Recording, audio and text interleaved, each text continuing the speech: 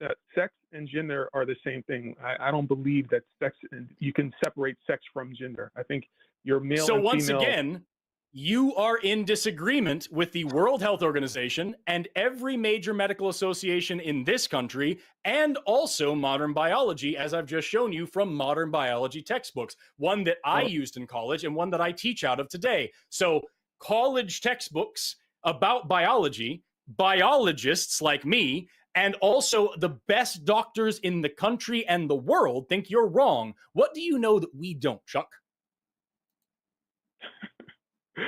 I see the line of questioning. I got you. Okay, so you're really gonna just frame it in terms of I'm somehow morally disordered because I don't believe in this ideology of gender and sex. I haven't brought up morality at all, Chuck. Only you have. I'm asking you, why, if you are a person who says they like science, why are you in disagreement with the leading science organizations on the planet about this issue?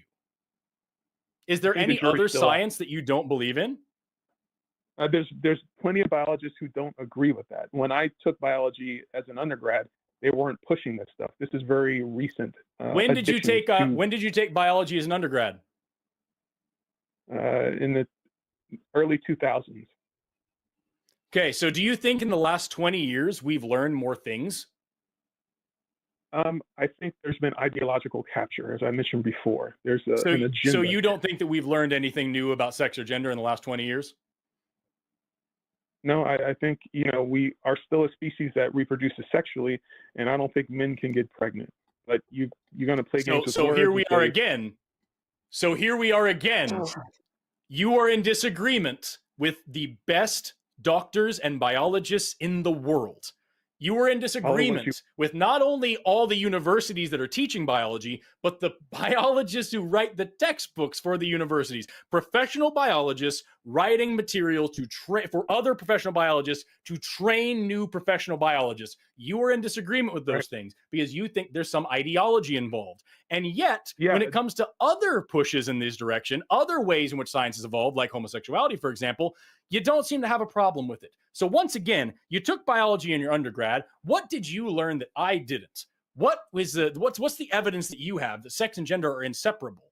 That somehow the World Health Organization, the American Medical Association, the Endocrine Society, the American Psychiatric Association, that genetics textbook, that Campbell's biology book, those people don't know the thing that Chuck knows. So what is it? Tell me what it is that you know that I don't.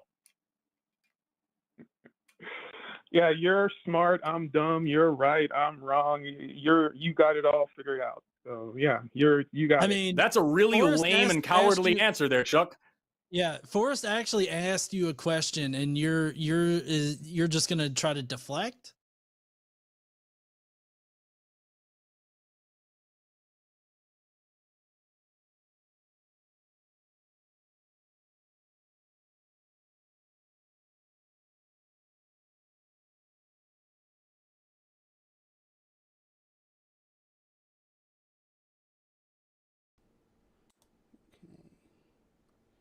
That work? Yep. All right. Hello and welcome to the Transpositions. I'm your host, Bree McCune.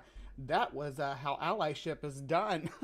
Now, with me today, I have our jolly band of Transposition hosts, Ember Bellrat and Stephanie Helms. Say hello, ladies.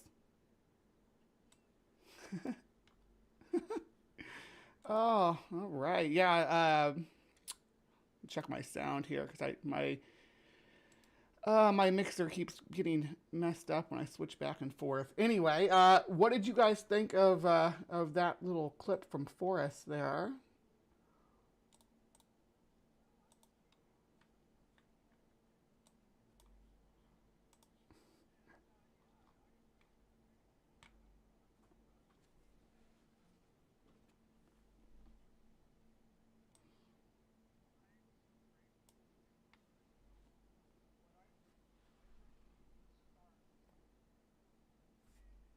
Mm-hmm.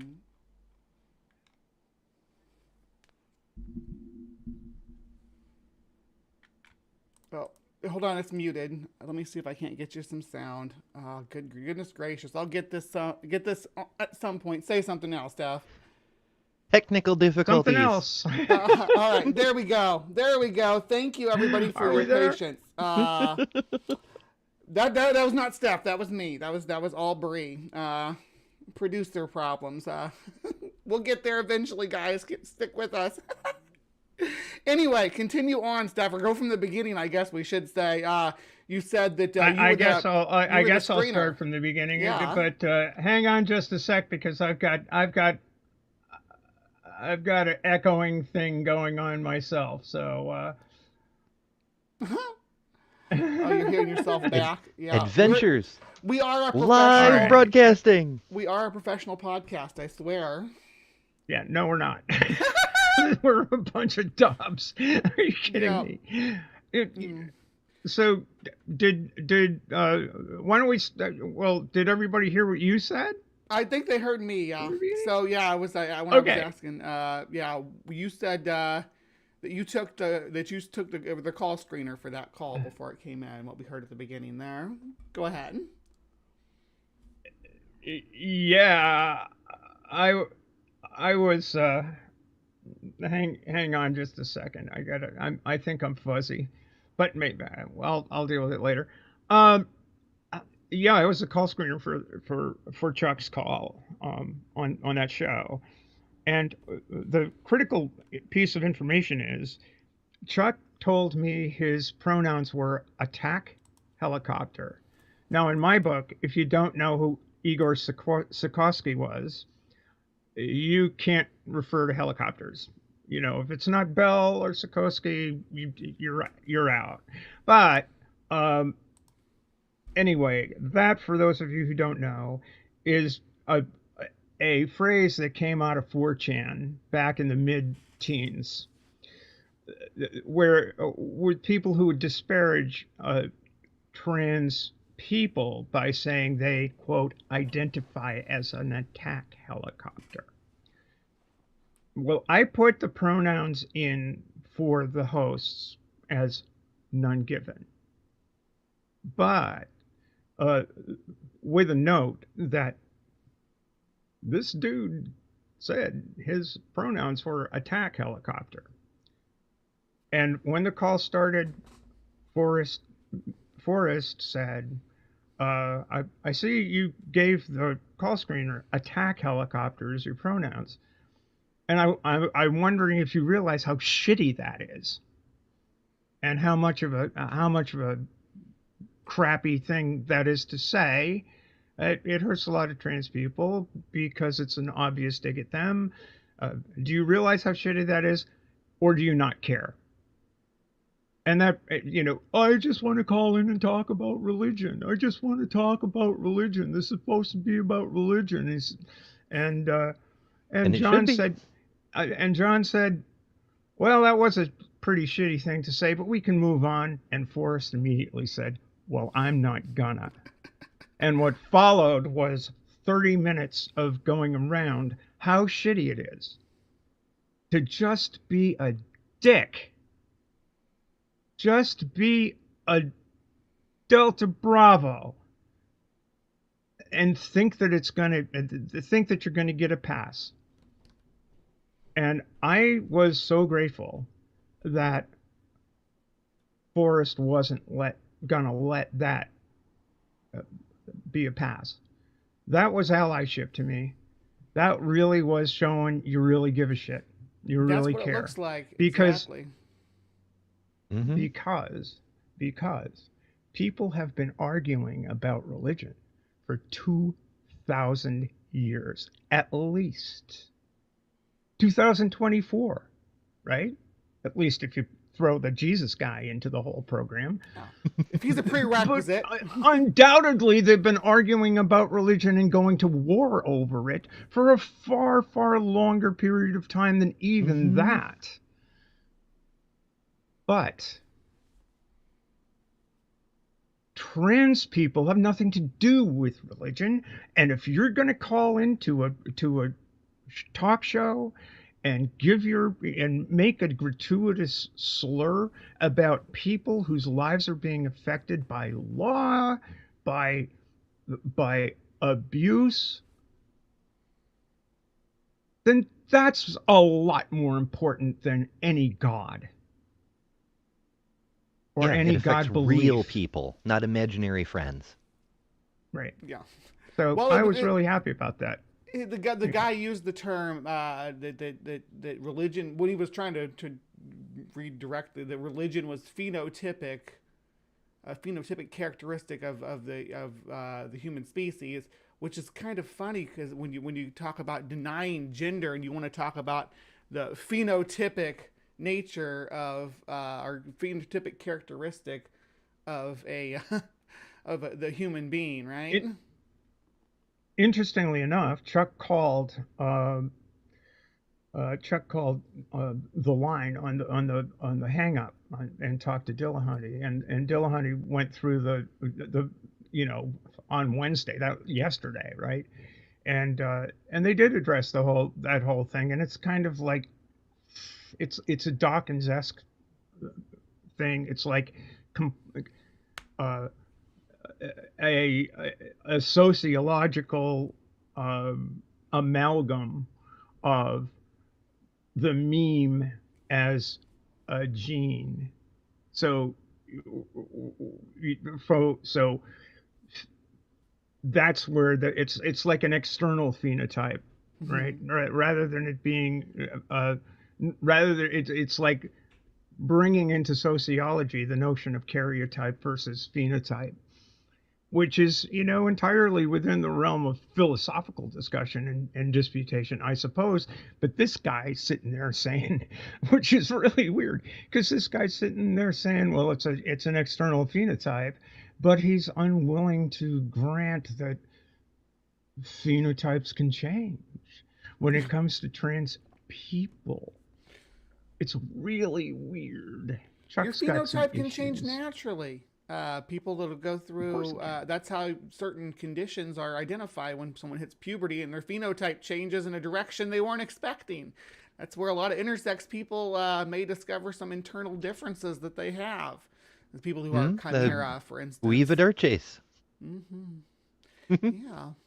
So yeah, that's definitely the line. We support what they're doing over there here at the Transpositions, especially the Transatlantic Call-In show, which was on earlier today. Had Katie and Josie, which hasn't been on for a little bit, but had them hosting. I think Josie's coming back next week, she said. So I think it's Katie and Josie next week as well. I think it's. I'm not sure about that. It might be Arden. It might be Arden. Yeah. Either way, yeah, check out the line. I don't remember the schedule. Yeah. Steph. Anyway, if you're not subscribed to the line, if you're not watching their content, you should. You should be, and you should be. That's all I can say. Especially Takis, which is the best show on there, because I've got an IMDb entry because I've been on there 5 times. Oh. You'll have to join SAG-AFTRA next. Yeah. All right. So, Ember, I'm going to give you the platform for a minute because you had something you wanted to open us up with. Some good news coming up, too. But let me have you go ahead with your live story, and then we'll move right into your recorded stories and see how things are going on your front. Does that sound all right? For sure. All right. Me and Steph are going to pop on back, and we're going to give you the floor. All right. So, yeah, there's a bunch of stuff to cover this week. Lots of good things still ahead. But just before we went on, earlier today, but after I got home from work, just before we went on, I was able to check my email. And Aaron Reed, the rather quickly becoming famous transgender reporter who covers trans issues, published an opinion piece about the cast review. And I really wanted to just go through what Aaron had to say, partly because the cast review is really important right now. It's a very hot topic, but also partly because it touches on some things that'll be coming up later in the show. So, I just wanted to go through it with you folks. So Aaron starts out with, The anti-trans frenzy is peaking in England this week following the release of a much-anticipated review by Dr. Hilary Cass on transgender care. Many anticipated that the report would serve as a pretext to ban transgender care in England, and it appears to have been crafted to provide just such a rationale. Nations already enacting restrictive laws against transgender individuals will likely use it as justification for further discrimination. In the United States, far-right Christian nationalist groups, including the Heritage Foundation, the Association of Christian Schools International, and the Alliance Defending Freedom, have cited it to support anti-trans legislation they are involved in drafting or lobbying. The Cass Review is an exercise in politics with predetermined conclusions, not science and medicine, and health authorities worldwide should reject its findings. For those unaware of the Cass Review and the general situation in England for transgender people, that's understandable. Transgender people have been struggling to raise alarms there for some time after wait lists to obtain gender-affirming care have ballooned to in excess of 5 years, which is often prohibitive for obtaining care. After a series of political attacks on transgender people and rising anti-trans sentiment in the country, the NHS commissioned a review and tapped Dr. Hilary Cass, a pediatrician, to head it.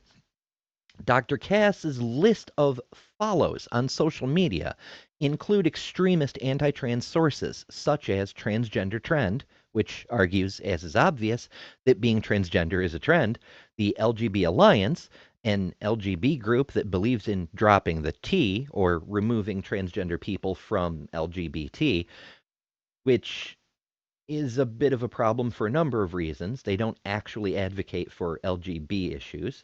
Like TERFs, they only care about screwing over trans people. And Graham Linehan, an anti-trans activist and alleged comedian, along with many other noted anti-trans voices. From the outset, there were concerns about her ability to conduct a study neutrally. Over the course of the review, these concerns intensified.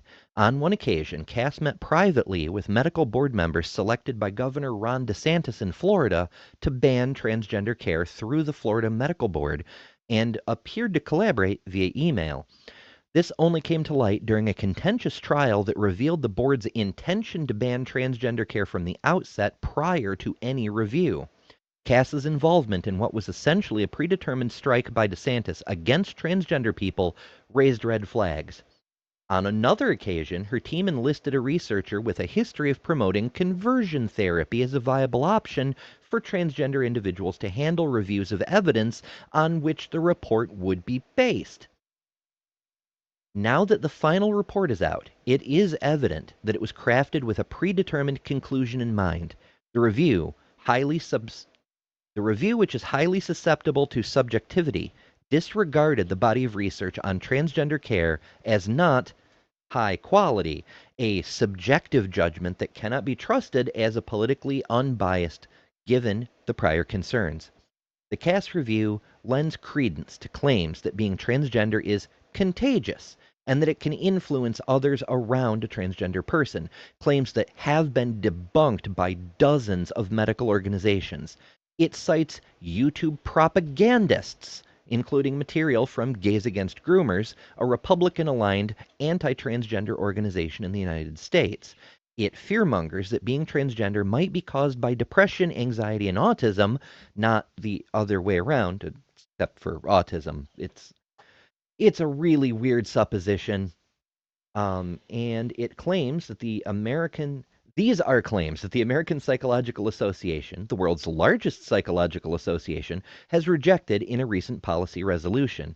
It asserts that the rates of detransition or desistance are high, citing outdated studies from conversion therapists like Ken Zucker, who reportedly used methods such as withholding wrongly gendered toys in an attempt to treat transgender youth.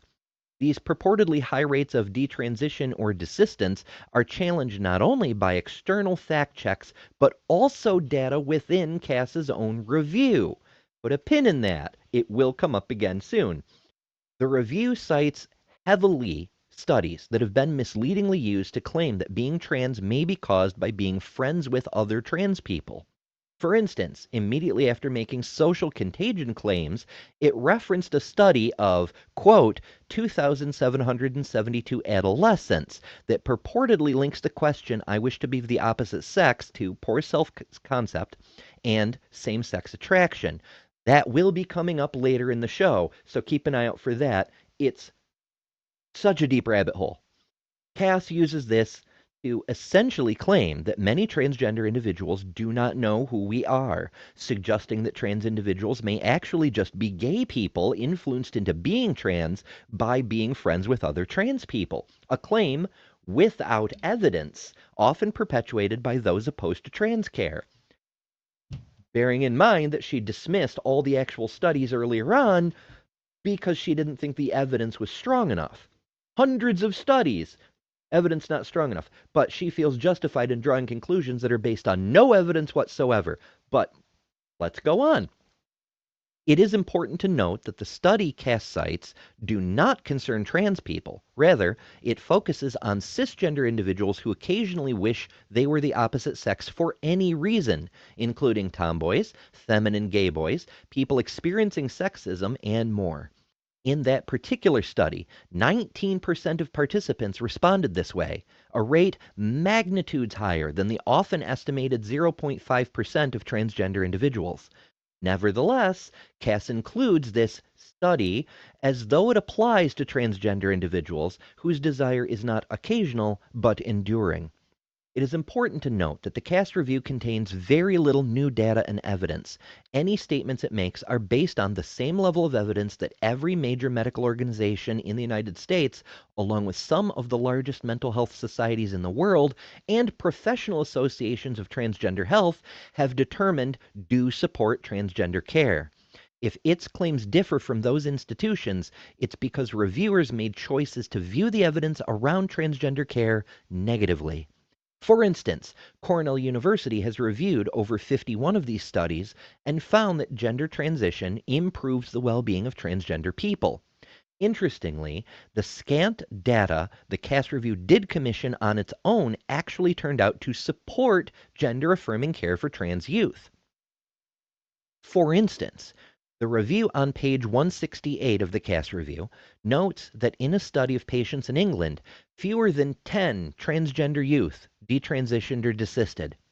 This could be seen as evidence of careful transgender care supported by other research indicating that 97.5% of transgender youth are stable in their gender identity 5 years later. However, Dr. Cass interprets this as evidence that puberty blockers cause transgender youth to feel locked into their gender identity despite their role in giving both the youth and their care providers time to ensure that transition is appropriate. No evidence was presented that transgender youth feel this way, and the review certainly had the opportunity to ask the question of the youth it interviewed. It is conceivable that if a larger number of youth were desisting or detransitioning, Cass and others with similar views would argue that clinicians are failing to correctly identify transgender individuals and would use this as justification to block care. They have created a situation where the evidence will be interpreted negatively no matter what it shows. The Cass review, like the Florida review, was not conducted through a rigorous scientific process by the field's leading experts. Instead, it seems designed to manufacture a consensus using science as a guise for politics. There can be no other explanation for the decisions made in the document.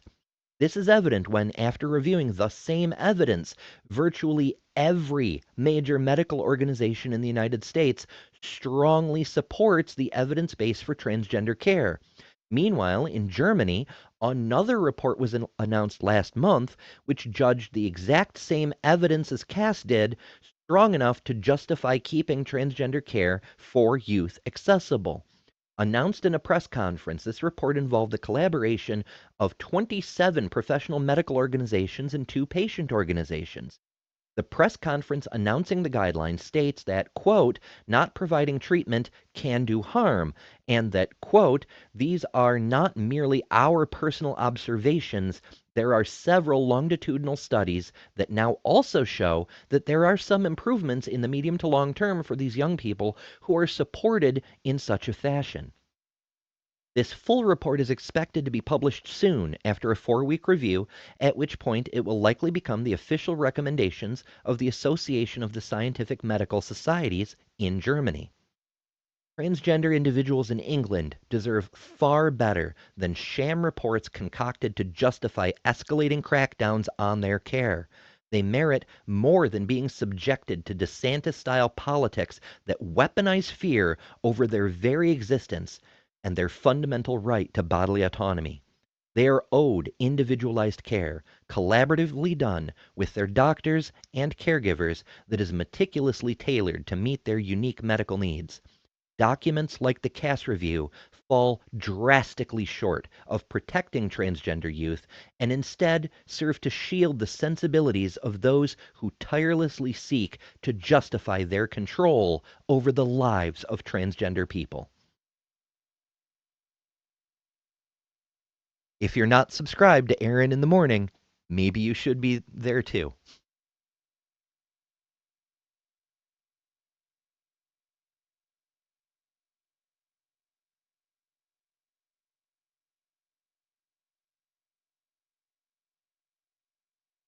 All right. Thank you so much for your reporting there, Mr. Ember, or Mr. Ember, Miss Ember. It's been a long time since you went by that title. Speaking of that, I got one of your videos about honorary titles, for instance. That's going to be coming up in your reporting here in just a moment. So, shall we pop right into that? Sure. So yeah, that's it for the live version of me for tonight. Yeah. So. And enjoy past Ember. Ember's checking out for the night. Ember has early mornings here for work, so she'll be bouncing. We have plenty of pre-recorded Ember content to go. We got almost a full half an hour of Ember content to throw at you still. So don't worry, you will get your Ember fix if that's what you're here for. We got more to come. All right. Well, let's pull that on up. And now for some good news, everyone. First up, from Aaron Reed, Florida has a First Amendment problem. A trans teacher has won the right to be addressed by her proper honorific. One of Florida's many illegal bans having to do with trans people forced residents to only address each other by way of titles representative of what was on the addressee's birth certificate, no matter how inappropriate that may be. Funny how the same people complaining about compelled speech are literally trying to compel speech. Other Florida laws are likely to face a similar fate, since state laws that conflict with the U.S. Constitution generally fail legal challenges. From Pink News, Kansas Governor Laura Kelly vetoes a trans healthcare ban. I want to shine a light on her reasons why. In her veto declaration, Governor Kelly said the bill, quote, tramples parental rights. Elaborating, this divisive legislation targets a small group of Kansans by placing government mandates on them and dictating to parents how to best raise and care for their children. I do not believe that is a conservative value. That's certainly true. That's one area both conservatives and rational people agree on. It isn't the role of government to tell people how to live, to come between them and their physicians, or their parents and physicians. Conservatives have made a big deal out of parents' rights over the last several years, even at the expense of children's rights or even safety, despite shouting, protect the children every chance they get. So they tend to piss off their own voters when they try to strip parents of those rights. Kudos to Governor Kelly for standing up to the panic mob and protecting the citizens of Kansas. And now, the big one. A federal appeals court ruled that a West Virginia trans sports ban violated Title IX. On Tuesday, the Fourth Circuit Court found for the plaintiff in Jackson versus the West Virginia Board of Education, whose case was basically that as she has been openly trans for half her life, the ban, which would force her to compete as a boy, constitutes discrimination based on sex and would expose her to considerable harm. The court found that no argument offered by the state mitigated either of those facts, and indeed the defense admitted both facts are indisputably true. The court's ruling also helpfully pointed out a forthcoming federal regulation pertaining to any activity receiving federal financial assistance, 88 Federal Regulation 22860, which is already approved and slated to be codified at 34 Code of Federal Regulations, Part 106.41. In summary, it states the Bostock decision demonstrated that discrimination based on orientation or gender identity constitute discrimination based on sex, because both can only be understood in terms of an individual's current or birth sex, respectively. Additionally, Executive Order 14021 guarantees students education free from discrimination on the basis of sex, specifically including both orientation and gender identity.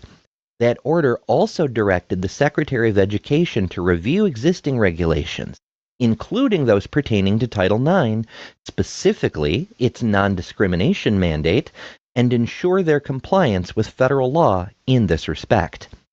To that end, the updated regulation will clarify that Title IX prohibits discrimination based on gender identity and sex characteristics, and that any rule adopted by a federal aid recipient that could limit or deny the participation of a student in an activity with sex-related criteria based on their gender identity must demonstrate the rule is necessary for a specific educational goal and that it minimizes harm to the affected students.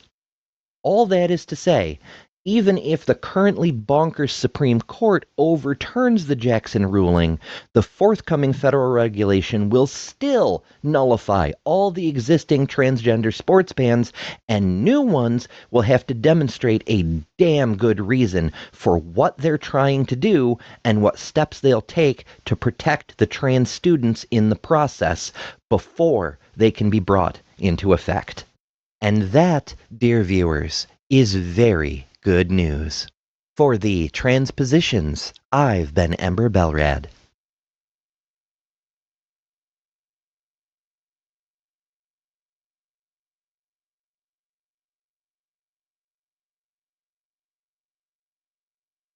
This past week, you may have seen reports like this one. A groundbreaking landmark study has finally revealed there is no such thing as a trans child. Radical leftist mad people running around screaming, protect the trans kids. We've got to protect the kids that claim to be trans. No, we do not, because there are no such thing as a trans child. And that is not just my opinion here. That is scientific and logical fact. When you say there is no such thing as a trans kid, you may as well say there's no such thing as the sun.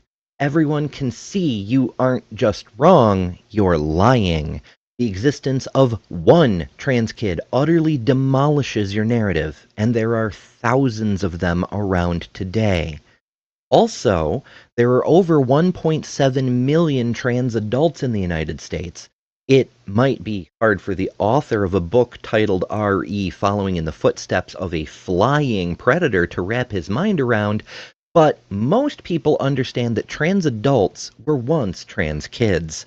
Unlike Athena, we don't erupt full grown from the mind of a god, regardless of how fantastic we may look. We do exist, and people can see us, so saying we do not makes you look quite silly, as is probably obvious. Not only are the claims false, but they're presented in a dishonest way. They have to be. Lying is the only way people like this can pretend they have a leg to stand on. Like flat earthers, they won't engage with the thousands of peer-reviewed scientific papers that prove beyond all doubt they are categorically wrong, but they will crow from the rooftops about the one study every few years that they can misrepresent in such a way to make it appear to support their position. And when you call them out on their dishonesty, they cry, "Conspiracy! It's a conspiracy to silence the truth!" Hence why the gender-critical movement, the name changed from trans-exclusionary radical feminist in recognition of the fact they're not feminist. Do you describe yourself as a feminist? No. Have you described yourself as a feminist in the past? I was a feminist, and then it became a real barrier for what I wanted to achieve. And to be inclusive of the neo-fascists that make up a large part of their group is a conspiracy theory, distinct from flat earth and moon landing denial only in the unique aspect that they're harming real people with their bullshit. But knowing they're lying about obvious things anyone can check is one thing. Knowing what's true is another. So, what are the facts? This is a bit of an ogre with several layers to it, so buckle up. If Layer 1 was the kind of misinformation Storybox and Daily Wire spread about this, then Layer 2 is the Daily Mail, which is their source. In an article published last week, the tabloid claimed a new study concluded being trans is just a phase, leading sloppy, brain-missing con men like the Daily Wire and Storybox to declare, quote, there is no such thing as trans kids. The bullet points directly under the headline contradict that, stating that 11% of kids reported being unhappy with their gender, which is not the same as identifying as a different gender, and that only 19% of those no longer felt that way as adults. Even if this were talking about trans people, a 19% desistance rate is a far cry from most kids grow out of it. 81%, a supermajority, more than 3/4, did not grow out of it. What are they talking about? The article goes on to explain that the study in question tracked 2,700 kids in the Netherlands, asking them every 3 years about their satisfaction with their gender. 11% indicated, quote, some level of discontent with their gender. This harkens back to the Zucker gender diversity study, where the 80% desistance rate transphobes like to throw around came from. 80% of young people that have this so-called gender dysphoria, whether it's social media driven or not, grow out of it by the time they're 18. Which was deeply flawed for its failure to disambiguate trans kids from gender non-conforming ones. In the same way, here, the data only shows dissatisfaction with the kid's perception of their assigned gender, not identification with a different one. By age 25, just 4% indicated they were, quote, often or, quote, sometimes discontent with their gender, the article says.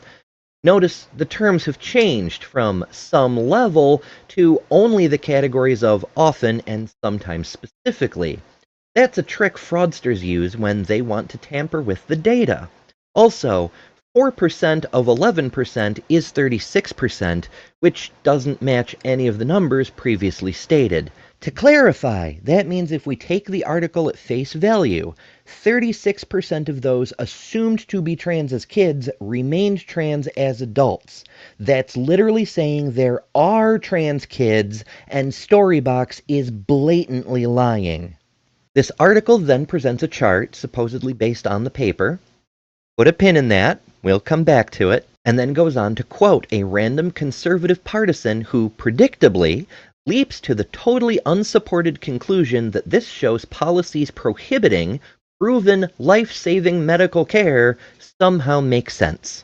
Then the article spends a couple of sentences admitting that the study followed a different number of kids than they originally said, followed participants from the general population rather than patients at a gender clinic, kids diagnosed with GD, or any other group that might indicate an attempt to gain data about trans kids and desistants, and that the way they represented the key question, yes, one single question is the entire basis for all of this, was also exactly the opposite of the truth.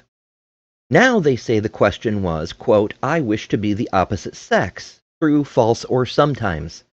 Sex is not the same as gender, of course, and the entailments that can be drawn from this leading question are quite different from what the article has been asserting this whole time. The article throws up a bunch of smokescreens, such as a random mention of the fake controversy over Easter falling on Trans Day of Visibility this year, a quote from Dr. J. Richards, director of the DeVos, yes, those DeVos's, Center for Life, Religion, and Family, which is funded by the Heritage Foundation, lying about the aforementioned and overwhelmingly debunked Zucker desistance study and comparing saving children's lives through evidence-based medicine to eugenics.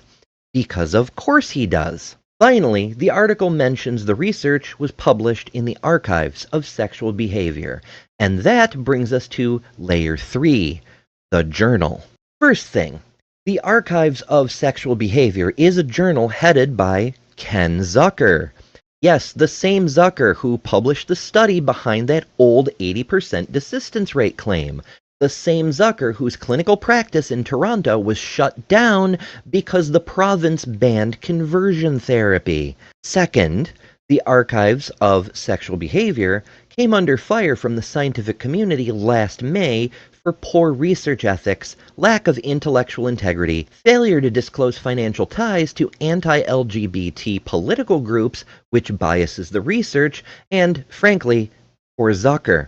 In an open letter to the journal's board and distributor, over 300 scientists and major organizations declared they would no longer fund, submit papers to, peer review for, or otherwise engage with the ASB until and unless, quote, Zucker is replaced with an editor who has a demonstrated record of integrity on LGBTQ+ matters, and especially trans matters.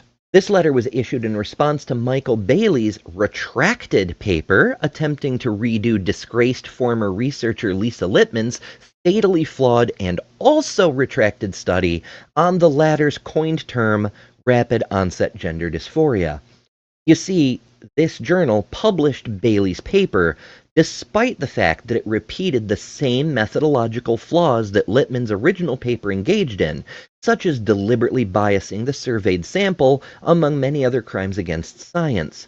Bailey himself is also on the editorial board of ASB, which indicates some measure of preferential treatment may have been involved. So, long story short, the scientific community has rejected ASB as a valid source of scientific research, and if they don't clean up their act soon, every member of the editorial board will similarly be banished from the halls of academic acceptance for their continued association with this trash fire. So bearing in mind that this journal has deliberately disassociated itself from any semblance of credibility, layer 4, the study, titled Development of Gender Non-Contentedness During Adolescence and Early Adulthood, I say the whole thing to make it easier for anyone so inclined to look it up, begins badly. It reveals that their data was taken from the TRAILS published material. TRAILS, the Tracking Adolescents Individual Lives Survey, is an ongoing study of 2,773 participants, comparing a population cohort and a clinical cohort intended to reveal insights into how depression, anxiety, rule-breaking behavior, and other factors might lead to a distinct developmental pathway. It is not a study of gender diversity, gender nonconformity, or anything to do with transgender people. To make this crystal clear, statistically, the TRAILS sample cohorts should contain approximately 27 to 135 transgender adults. The data on how many there are, when they transitioned, or anything at all about their current gender identity is not reported. It is not something the study measured. So drawing conclusions from a data set based on data that isn't recorded in that data set is, to be blunt, making shit up. So what did the authors investigate? TRAILS participants were given a survey every 2 to 3 years as they grew up, alongside evaluations of their health, personality, substance use, biological response to stress, even their genetics. Never mind all that data, these authors are only interested in the survey that asked 110 questions pertaining to their self-report behaviors and various items about their mental health. A single question out of that 110 even came close to the subject of gender, the one mentioned previously. I wish to be of the opposite sex. True, false, or sometimes. If anything other than false was selected, these authors took that to mean a declaration of discontent with one's assigned gender. That's practically the same thing as coming out as trans, right? That's just so bad. Let's set aside the glaring problem of conflating sex and gender in a paper ostensibly about gender. This is twisting a single question response to put words in people's mouths. Like the proverbial lawyer asking a witness when he stopped beating his wife, the assumptions are baked in such a way that the results are incapable of being accurate. It is, as Feynman put it, not even wrong. It's throwing a basketball at a hockey game. You aren't winning or losing, you're playing the wrong sport. The paper goes on to summarize some of the relevant research, naturally selecting only examples that seem to support the preconceived conclusion they want to present. We see a hint of the probable original intent at the end of this section when they say, quote, "This project aimed to study the development of gender non-contentedness and which factors are associated with that." They do present information indicating that gender non-contentedness typically coincides with increased rates of low self-esteem and depression, and to their credit, they refrain from attempting to show causation by correlation. But on the other hand, that's rather like stating numerous studies show that daytime is warmer than night. The sun may be involved. However, that doesn't last. When it comes to the analysis, 3 classes are proposed: no dissatisfaction, increasing dissatisfaction, or decreasing dissatisfaction. Participants were fitted into these classes, and any that did not fit cleanly into one class were deleted. This was done, quote, "to exclude individuals with a trajectory that was largely deviating from the mean of the class." Then, to address the problem of missing data, new data was created by a randomization process with parameters ensuring the fabricated information fit the model. Behold, the data confirm that there are 3 and only 3 possible trajectories. In fairness to the authors, they do state plainly and frequently that the individuals who did not fit these trend lines were deleted. But how many and what their inclusion might have shown is not addressed. To be clear, for all we can tell, participants could have consistently demonstrated dissatisfaction and been deleted, or could have started high, decreased, then rose again with the onset of puberty, and been deleted.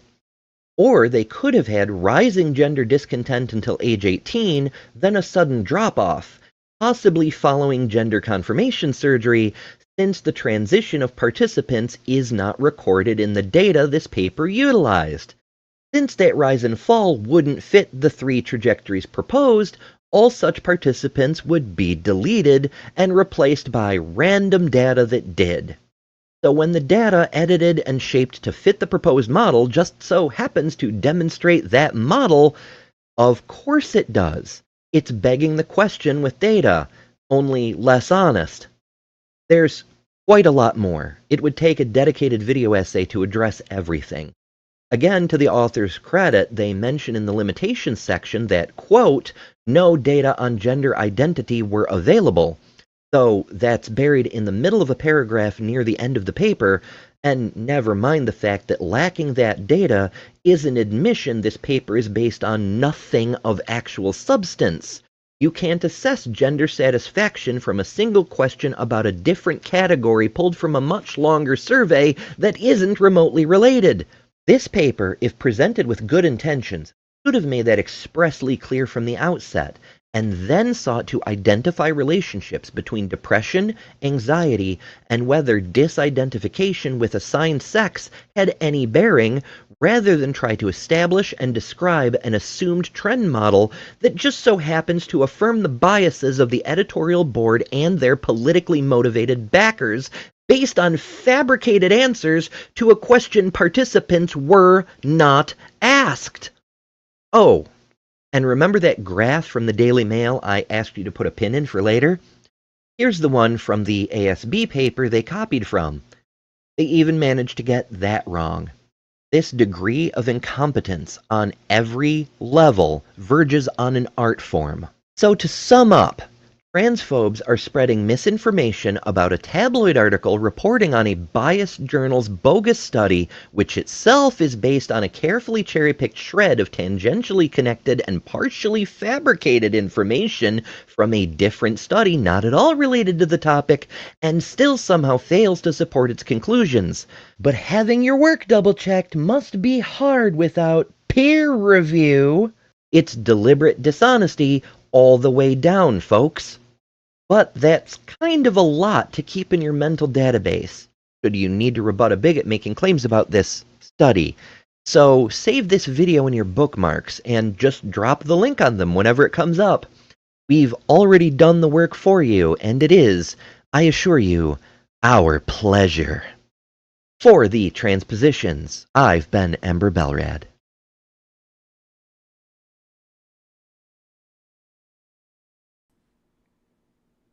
Yeah, and here I am. Hello, hello. Thank you so much for that excellent reporting, Ember, both live Ember and Ember from the days of past, where you've picked up these topics and broke them down for us. We really appreciate you. I'm going to pop right into my coverage now, and then we are going to pull Steph in, and we're going to cover that. We're going to cover some videos, so stick around. It's going to be fun. But let me jump right into my reporting for you. All right, so let's see here. What do we have on the agenda for today? Well, this didn't come up until today, and I gotta say, I am here for it. Let me know how my audio is, by the way, if I'm sounding rough. I am here for it. So,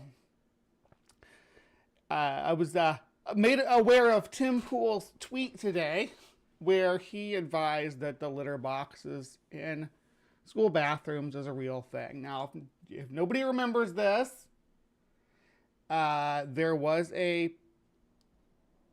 statement made by Joe Rogan, that Joe Rogan, about litter boxes being put in schools for children who identify as cats. This is all rooted in, unfortunately, it's rooted in transphobia. Am I a little low? Okay, let me boost myself here.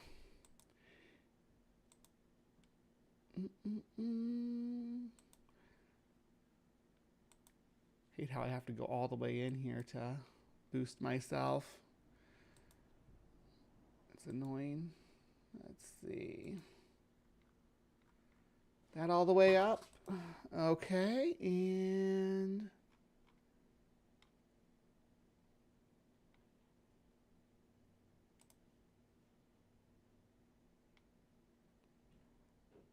the sound on this is so annoying. I gotta figure something else out. For doing the audio here. Input device from my headset. No way. Let's not do that. There we go. Now I can cut this part out, but check. Is that any better? I guess that's a bit better. I'm still kind of quiet. Oh. Anyway.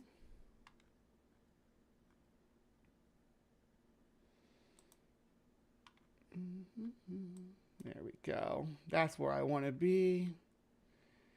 And yep. There we go.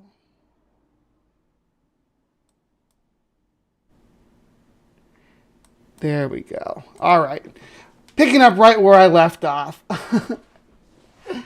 All right. So, yeah, Tim Pool's back to spreading this message that the schools are putting litter boxes in the classrooms. And his source for this, of course, is this school walkout. I guess there's some kind of rivalry going on between factions of children. If you remember school, there were the kids that were really into anime, or the kids that were like all about. In my school, there was groups of kids that were like all about trapping, like hunting furry animals. There were kids that were all about like whittling like wood. There were kids. There were these unique little cliques, and I went to a very small school, so I don't even imagine that. You get to a bigger school, the cliques get even more obscure and bizarre. Now, kids, today they were with the styles and stuff. They wear the headphones. They can wear these big headphones at school, especially kids that have sensory perception problems and stuff. And a lot of these come with like little cat ears or antenna, stuff like that. And because the whole style to it, and they wear little fake tails and stuff like that. Are they furries? Maybe. I don't know if I don't know if they consider themselves furries or not. But this group of people, of kids that was protesting them, thinks they're furries. Now, these children staged a walkout about it and made some wild claims about some of the furry students that they share the halls with. Let me play a little bit of this for you and see what you think. We the people, not the animals. We the people, not the animals. We the people, not the animals. We the people, not the animals. We the people, not the animals. Now look at this headline. Students of Nebo School District in Utah walk out in protest of school allowing furries to terrorize them. And I know this is not... the thing about furries and this whole concept is that it's not even trans-related, but it is trans-related because that's what they're forcing. They're forcing it to be. It's about identity, right? They want to make the claim that furries are identifying as their characters or whatever, and they'll try to tie it to a thing called theranthropy or Therians, which is like a new age spirituality where people think, oh, I got the spirit of a wolf or the spirit of an eagle, things like that, like a new age belief, and they try to tie that all together and make it out like it's an identity. And they have to do that to try to spin it as this bizarre narrative, but it's a way to make self-ID a problem. Let's continue on. We the people, not the animals. We the people, not the animals. We the people, not the animals. We the people, not the animals. We the people, not the animals. Somebody was telling me that the furries were attacking you guys in class. Is that right? Yeah, they bite kids. They bite people. They will bite ankles. How do they bite your ankle? Why would they? They walk on all fours, run down the halls, and bite people. They bite your ankles. And then bite people. They scratch people, they bite people, and one kid got bit, and then he kicked the furry, and then he got suspended. Now listen to how these stories are coming through to us, right? This one kid had this happen this one time. This is kids telling stories. Yeah, my volume keeps dropping. There's a thing that some kind of regulator in place to where if I have my Streamlabs open and StreamYards open, it causes it to drop. I might just have to switch for something else from StreamYards because I can't deal with this. I have to every time I speak, I have to manually kick it back up because it automatically drops. Super annoying, but anyway, enough about how the sausage is being made here and the problems I'm having in the studio. Because I haven't been able to solve them yet. The idea that these kids are roaming the halls on all fours, biting people and scratching them. Very peculiar, right?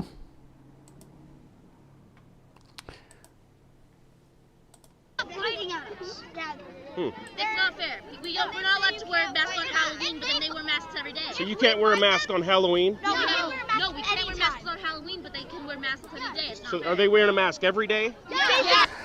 So I don't know. I've never going to pick up my kids from school and stuff like that. I've never seen anybody wearing a mask besides a mascot, like an actual school mascot with the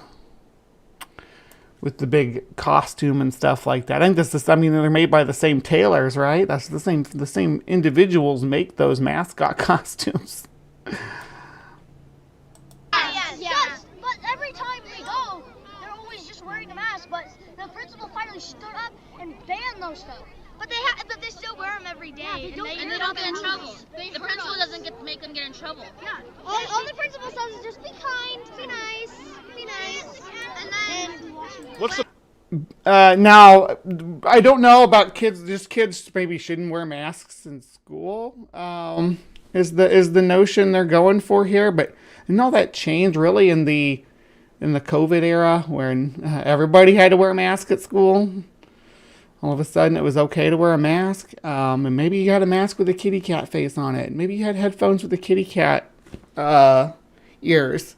I don't care. Stop it. There's no reason to bully a kid. Come on now. What's the point of dressing up like a furry?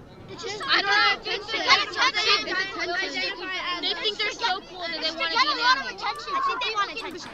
So furries do it for. I don't deny that someone wearing furries costumes doing it for attention, but I think the mistake a lot of people make is that you're doing this for my attention and I need to react to this. If you don't have a positive response to seeing somebody in a silly costume dancing around, being silly, then you just walk on. You don't have to engage with it, really. So people can come at them and just look at them and think that they're so cool. Okay. Also, they attack us. If they fight us and we just hit them, we get in trouble. They attack us. They attack us and we get in trouble. And how else do they attack you guys? They either bite us, they scratch us, they bark at us. They pounce on us. And then they get in trouble. And they run on all fours and pounce on people. Why are they spraying you with Febreze? Just because they're jerks. Because we apparently have rabies. And there's a rumor that they've been putting litter boxes in the girls' bathroom and the boys. They started putting litter boxes. I heard that was just a rumor. No, it's true. Is it something you've seen? Yeah. They're putting litter boxes in the bathroom. So We can't talk or say anything. right there, litter boxes in the bathroom. Here we are again. And these kids acknowledge that it's a rumor. But I doubt, like when you see Tim Pool reporting on it, he's not acknowledging that the kids say it's a rumor. And what you're getting from that is these kids hear that from that Joe Rogan experience report, that when Joe Rogan lied and said that, the well-documented backpedal that he did, no one really said that. He spread this misinformation about it.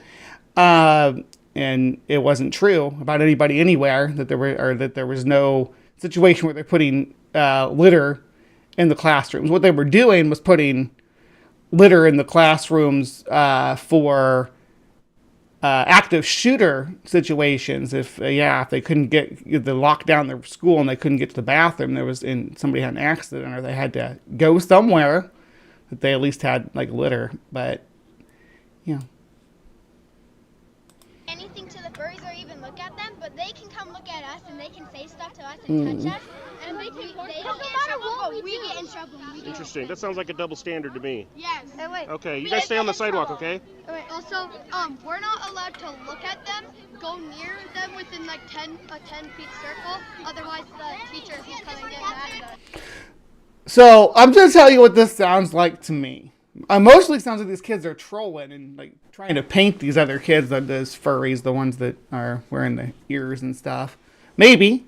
I don't know. They could be telling the truth and they are furries. It doesn't really make a difference. But there's some kind of contention between the two groups. And that the school noticed that there was this tension between the two groups, and that the one group having this furry moniker attached to them was one of the issues. So they sent out a letter, right, to say, hey, stop. Just don't bully other students. Let's not do that. And no matter what they're wearing, how they look, just don't bully them. And these students that were apparently bullying the furries, I don't know, are the ones that the letter were directed at, because their parents took the letter to say, hey, we're siding with the furries because it said be respectful of people no matter if you think they dress funny, and they wanted to be able to make fun of the furries. So they staged a walkout, right? That's what it sounds like to me. Which, when I was a kid, I probably would have participated in a walkout too for any kind of cause to get out of school. But the fact that this news broadcaster is believing it, or maybe he's not believing it. He sounds like he says he thinks it's a rumor. But that Tim Pool is believing it is such circular reasoning, because what they're referring to when they talk about, the rumors about the litter boxes is literally the same source that Tim had when he reported on it months ago, and it was bullshit then. This isn't reinforcing that. This is kids continuing to spread the same misinformation, my dude. Okay. They say not fair. How old are the kids that are dressing like furries? They're like 11, 12. They're 13 and they shouldn't be allowed to. They bring dog bowls to lunch and you got a dog. They prohibit us from wearing masks, but they let them wear full face masks. Why do you think the principal hasn't put a stop to this? Well, here comes here's a claim that I think is the bottom line to all that. Her daughter is a furry, and she supports it. And if we get bit or something, they get mad at us. We get suspended, not them. Even if they weren't us to do anything. I don't think. Maybe I'm wrong, but I don't think that they would be suspended for getting bit. That's so weird. Yeah, furry is totally cosplay, but they spin it like it's some kind of identity shit. Exactly. They're gonna make it like it's a self-ID problem, and this is what you get from is the complaint from these pundits. They scratch, bite, and she's also afraid of getting sued. Oh my goodness. So yeah, the students did their walkout about furries. For whatever reason, apparently one of the principal's daughter is a furry, I guess, is the complaint. The furry population is accused of biting, scratching, spraying. So the bottom line was, though, that the school sent out a letter about inclusion and being inclusive to all people, no matter their gender, whether they look, their sex, their race, what sort of subculture they're into, you know, whether they're into furries.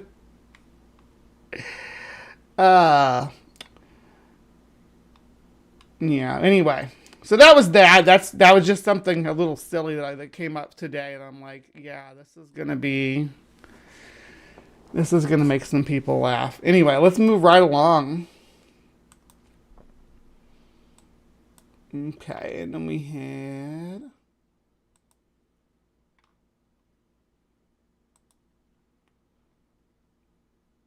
okay, so we had the Idaho Supreme Court ban on trans minor medical care goes into effect. This is from Chris Geidner. Although the opinions focus on the ongoing debate over universal injunctions, it's trans kids who will face the consequences in Monday's High Court.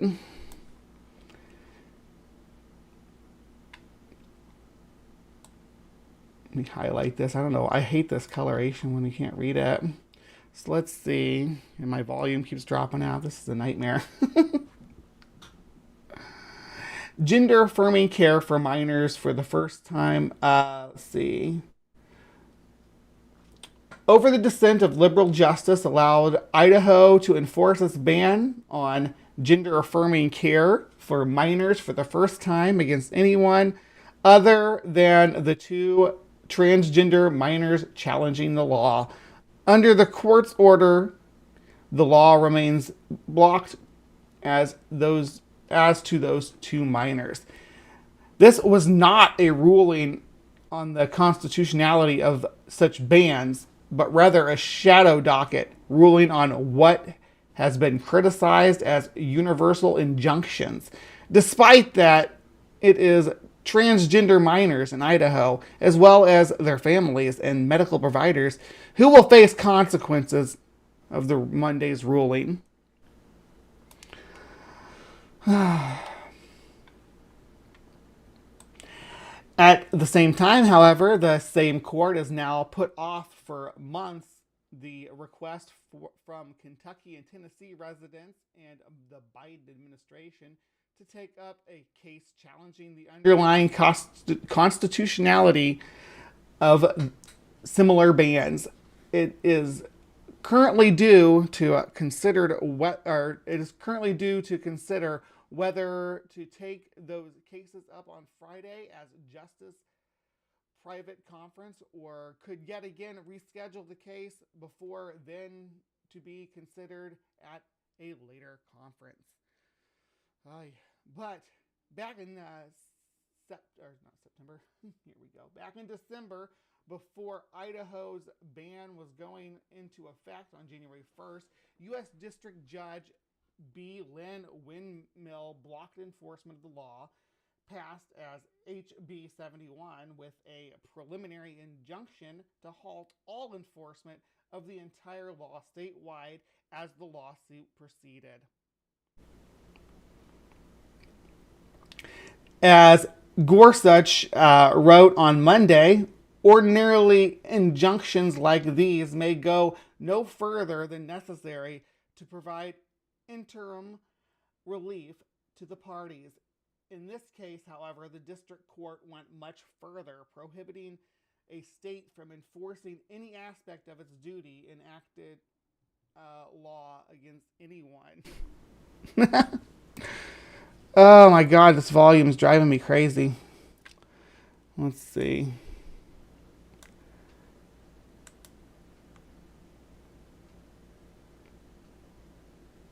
I don't know how to stop it from dropping out. So annoying. Let me see. What if I switch this one off?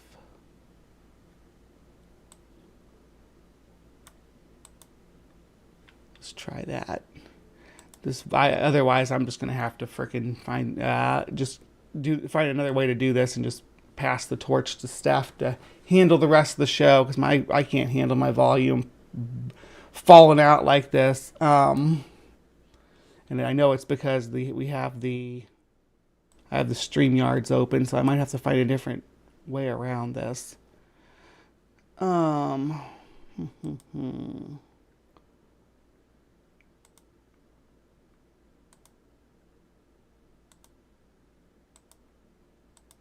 What about now? Was it still going to drop down? Okay.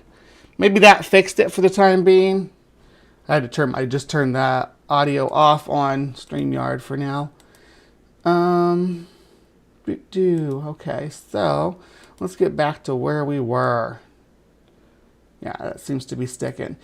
It was this, with virtually no discussion of underlying law at issue, that prompted Gorsuch's 13-page concurrence. He joined in that opinions by Justice Clarence Thomas and Sam Alito, Justice Brett Kavanaugh, joined by Justice Amy Coney Barrett, wrote a 13-page concurrence. Monday's decision was not even a ruling on the Idaho law, likely constitutionality, a part of the standards for granting preliminary injunctions. Instead, as the concurring opinion made clear, this was a ruling about the scope of the relief issued by the district court in the Idaho case. A nationwide injunction of the entire law in light of the plaintiffs in the case to minors to ensure their access to puberty blockers and estrogen would not be blocked under the law. Justice Kinja Brown Jackson dissented, joined by Justice Sonia Sotomayor, but even they agreed that legal matters on the issue on Monday was the opinion in challenging questions that universal injunctions raised as part of the pair strongly disagreed with the court's majority on how to address them in general and specifically here, and would have left the full injunction in place, but they agreed on what was at issue. So that is the ruling on the Idaho case. Let's see here. And then, of course, a few weeks ago we covered the not Libs of TikTok, the Planet Fitness incident with the woman entering the Planet Fitness locker room with a phone to record a trans woman who was shaving at the sink. Now, I don't disagree that it's kind of bizarre to shave at a gym sink. I don't know if that's like a normal thing to do. I don't use the locker rooms and stuff in gyms, so I'm not sure if that's like normal behavior in a gym locker room. But regardless of whether it is or isn't, there's no reason to record somebody or take pictures of them in the locker room. I think that's breaking a social contract of use, and the woman rightly got kicked out of Planet Fitness.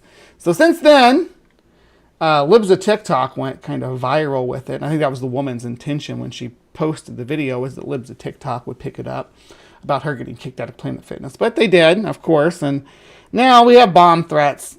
Bomb threats against Planet Fitness. Dozens of locations across the country have reported bomb threats since the gym began receiving viral attention. This is reporting by Alyssa Tyrell, and this is from Media Matters.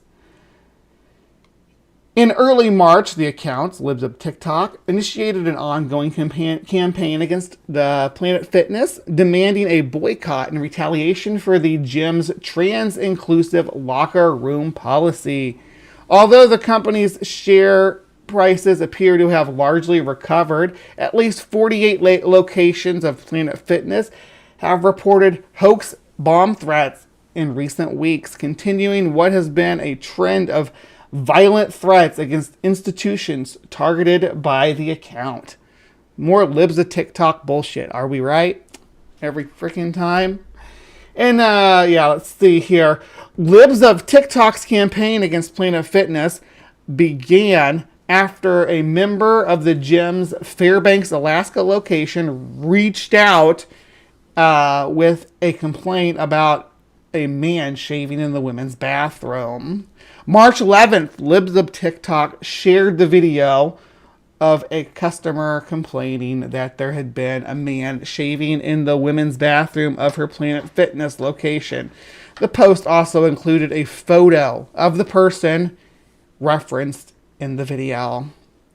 On March 12th, Libs of TikTok shared a screenshot of an email exchange between the customer and Planet Fitness, in which the gym responded to the complaint by restating its trans-inclusive locker room policy. March 14th, Libs of TikTok posted a video of the same customer claiming that her membership had been revoked. Yes, for taking pictures of people in the locker room. Your membership gets revoked for that shit. That's expected. March 15th, Libs of TikTok post a screenshot of Planet Fitness trans-inclusive change in room policy and called for a boycott of the gym. As the post gained viral traction, Planet Fitness released a statement reiterating the gym's trans-inclusive policy and urging staff to address discomfort and foster a climate of understanding. The gym also clarified that the members who posted on social media violated our mobile device policy that prohibits taking photos of individuals in the locker room, which resulted in the membership being terminated. So they're very clear about what policy was violated. It's about you taking pictures of people in the locker room. It does not matter who it is. You cannot take pictures. You take your phone out in there and start snapping pictures of anybody. I don't care if it's the janitor coming in to change the trash bins out. You don't get to snap their picture in the bathroom, in the locker room, wherever, in the changing room, in the shower, any of those places. On March 20th, Libs of TikTok cited a Daily Mail story to claim that the account's activism had resulted in $400 million losses in value for the gym.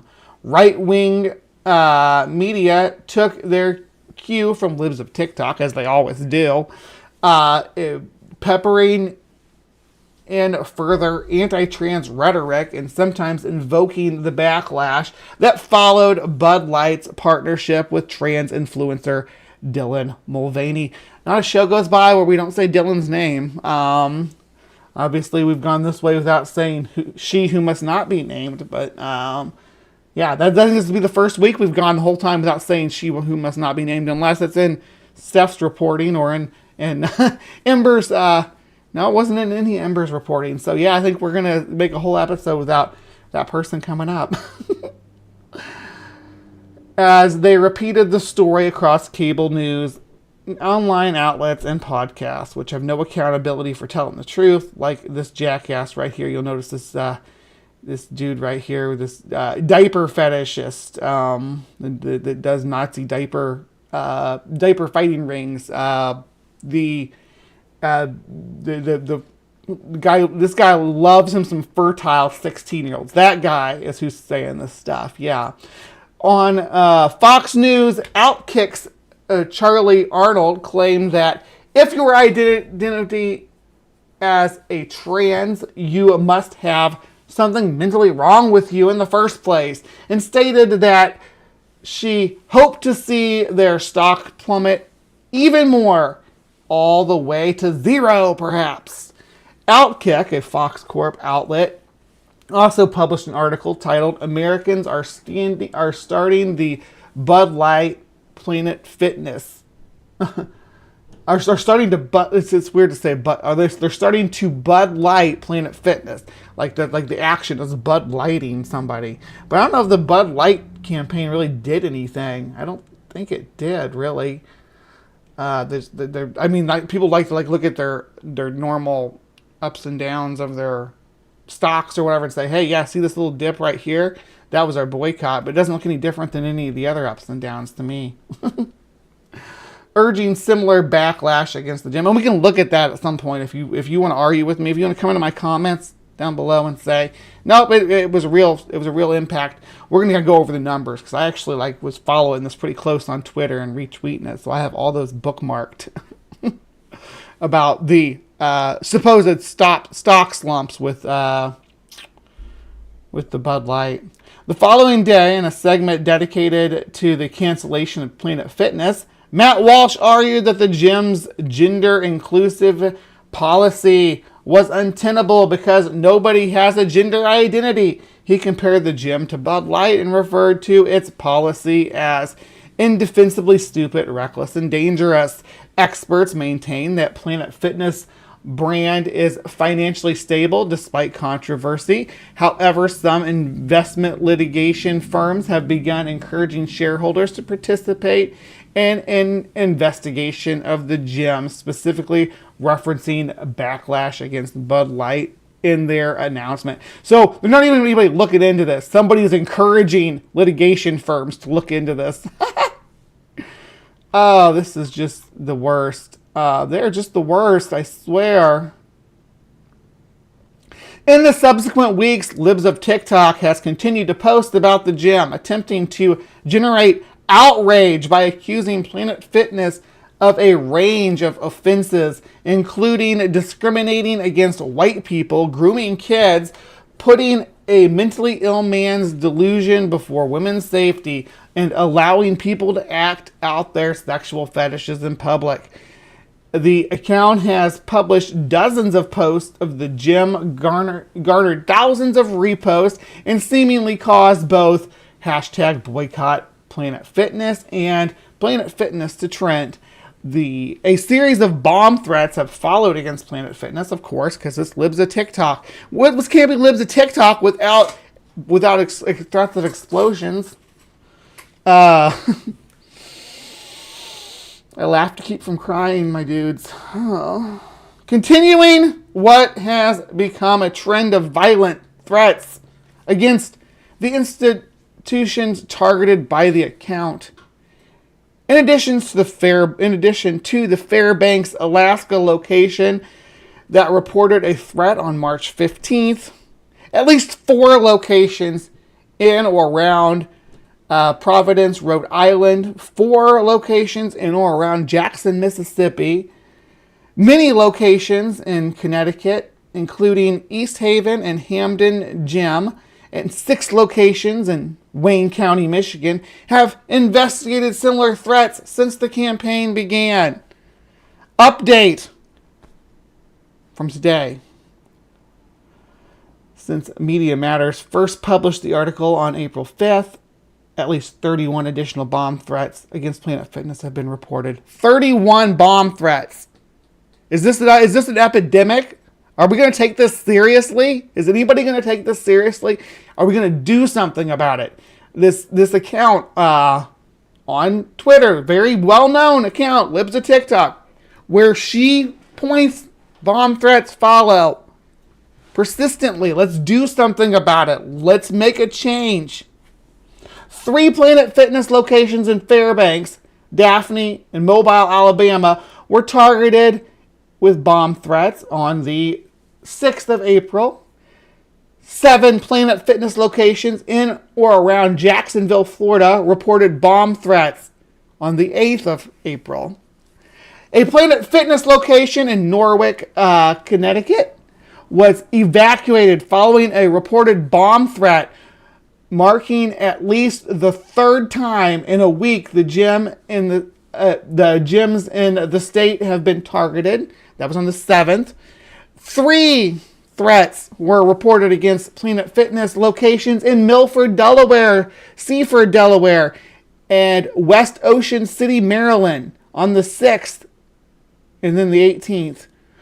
A Planet Fitness location received a bomb threat in Overland Park, Kansas on the 7th. 2 Planet Fitness locations in Princeton, Georgia. Or sorry, not Princeton, Georgia. In Prince George's County, Maryland. Surprised Georgia hasn't popped up on the list. But yeah, in Prince George's County, Maryland, reported bomb threats made via email. 3 locations in Fargo, Moorhead, and Grand Fork, North Dakota reported bomb threats on the 9th. 7 Planet Fitness locations in Virginia reported bomb threats, including threats on a gym in Charlottesville that caused 2 businesses to evacuate and temporarily shut down. It was on the 8th, 9th, and 10th that they were shut down. A Planet Fitness location in Kahului, maybe, Hawaii, reported bomb threats on the 11th, and 3 Planet Fitness locations in Shreveport, Louisiana, reported bomb threats on the 17th. Bringing you this now fresh right off, this was just published right before we went live about these new updates. This is what's happening in the world just because a company wants to be trans inclusive. This is what we're dealing with. This is the chapter we're in. It's time to pick sides. And this was reported also by today by Pink News, Chantel Bilson. So whichever one you prefer, they both reported on it. So you can pick your poison as far as sources. We had Media Matters and we have Pink News. All right, and then let's see here. We got a short story here. Police are looking into an act of vandalism. Someone defaced the Southeastern Transgender Resource Center. 10 of Your Side's Lauren Moss spoke with the founder of the organization about the impact this has on the community. This resource center for the LGBTQ+ community has been defaced with anti-trans messaging. An advocate for the community told me it's hurtful. She says the vandalism is an invasion of a safe space for the trans community. This green building on the corner of Granby and West 25th Street, the Southeastern Transgender Resource Center, opens its arms to everyone. We provide everything. We provide name change, gender markers, clothing closet, food pantry, transportation, housing. It's like an open safe haven here. The founder of the Resource Center, Tarina Williams, says Sunday or Monday morning, someone came by to write hateful messages on their safe haven. To be honest, I was like... So this is, I mean, it's just vandalism too. I mean, at this point, they're literally just vandalizing our spaces. Let us know we're not welcome, to try to scare us away. In shock, opened up STRC. I opened up that to get away from those type of words. This is a place where you can come and get away from that. But to see that sprayed over the windows, it's kind of like you're walking into hell. These are images from the outside of the building. The person who ever left this message wanted us to feel like we were less than. They wanted to, there were statements that says, trans women are men. And there's this is, I mean, you can see this is probably done by some cruel kids, but it doesn't matter. Teach your kids to be better. It doesn't matter which group it is. It doesn't matter if you hate the group or don't understand the group or think the group's crazy. Why harass them? Why go to their place where they're safe and harass them? Why commit that? I don't understand people. I don't understand the cruelty of the human race. and trans men or women. Williams says the vandalism impacts the trans community. I tell people what you did, it didn't just affect me because I have tough skin, but it affected the community. And to whoever did this, whatever you choose to live, the way you choose to live your life, that's your lifestyle. Yeah, it went from being the safe place to being the scary place for trans people to be. You know, all of a sudden, if any place where they're getting a message that they're not welcome, and they try to have a center where they can come for support, and it gets vandalized with this message, really makes the youth feel unwelcome when they're trying to get support, when they're reaching out. A youth or adults, for that matter. Now this is ours. Let us live peacefully, and you live yours. You know, what you did was very hateful, and you will pay for it. Norfolk police tell me they were actively investigating this incident and asked anyone with information to submit a tip through the crime line. In Norfolk, I'm Lauren Moss, 10 on your side. I hope those kids realize, assuming it's kids, I'm going to assume it's kids because I can't stomach it being adults doing it, but I'm going to assume it's kids, and I'm going to say, raise your kids better than that. Teach your kids not to hate people. That's not hard to do, even if you don't like LGBTQ people, whatever. So you should still teach your kid to respect other people's property and not commit acts of vandalism against them just because they disagree with them. But as you'll see from the comment sections down here, that people are apologetic or giving apologetics for the behavior. We live in a sad world when the truth is considered offensive and hateful. It doesn't matter if you think it's the truth or not. You don't get to scribble it onto somebody's property. You don't get to vandalize somebody's property because, yeah, I had to respond to that. But the truth hurts. They probably did it themselves, of course, because the trans people want to martyr themselves is the claim there. Don't conflate free speech with vandalism. Exactly. Some of these are based though. Anyway, what was the bottom one? The side effect of legalized abortions. I don't know. Anyway, so that was my solo segment here. I'm going to we're gonna move right into covering this video. Me and Steph are, but I am going to switch over to how we're viewing that. So, whoosh. Are you still with me, Steph? Can you be heard?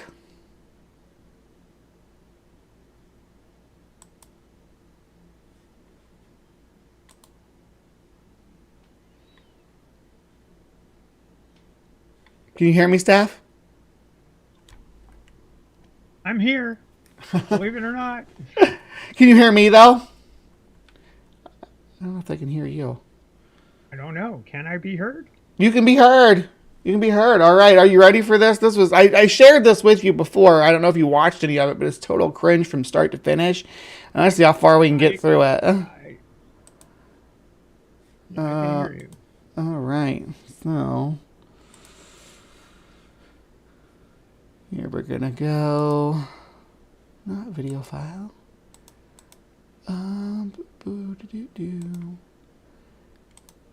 Here we go.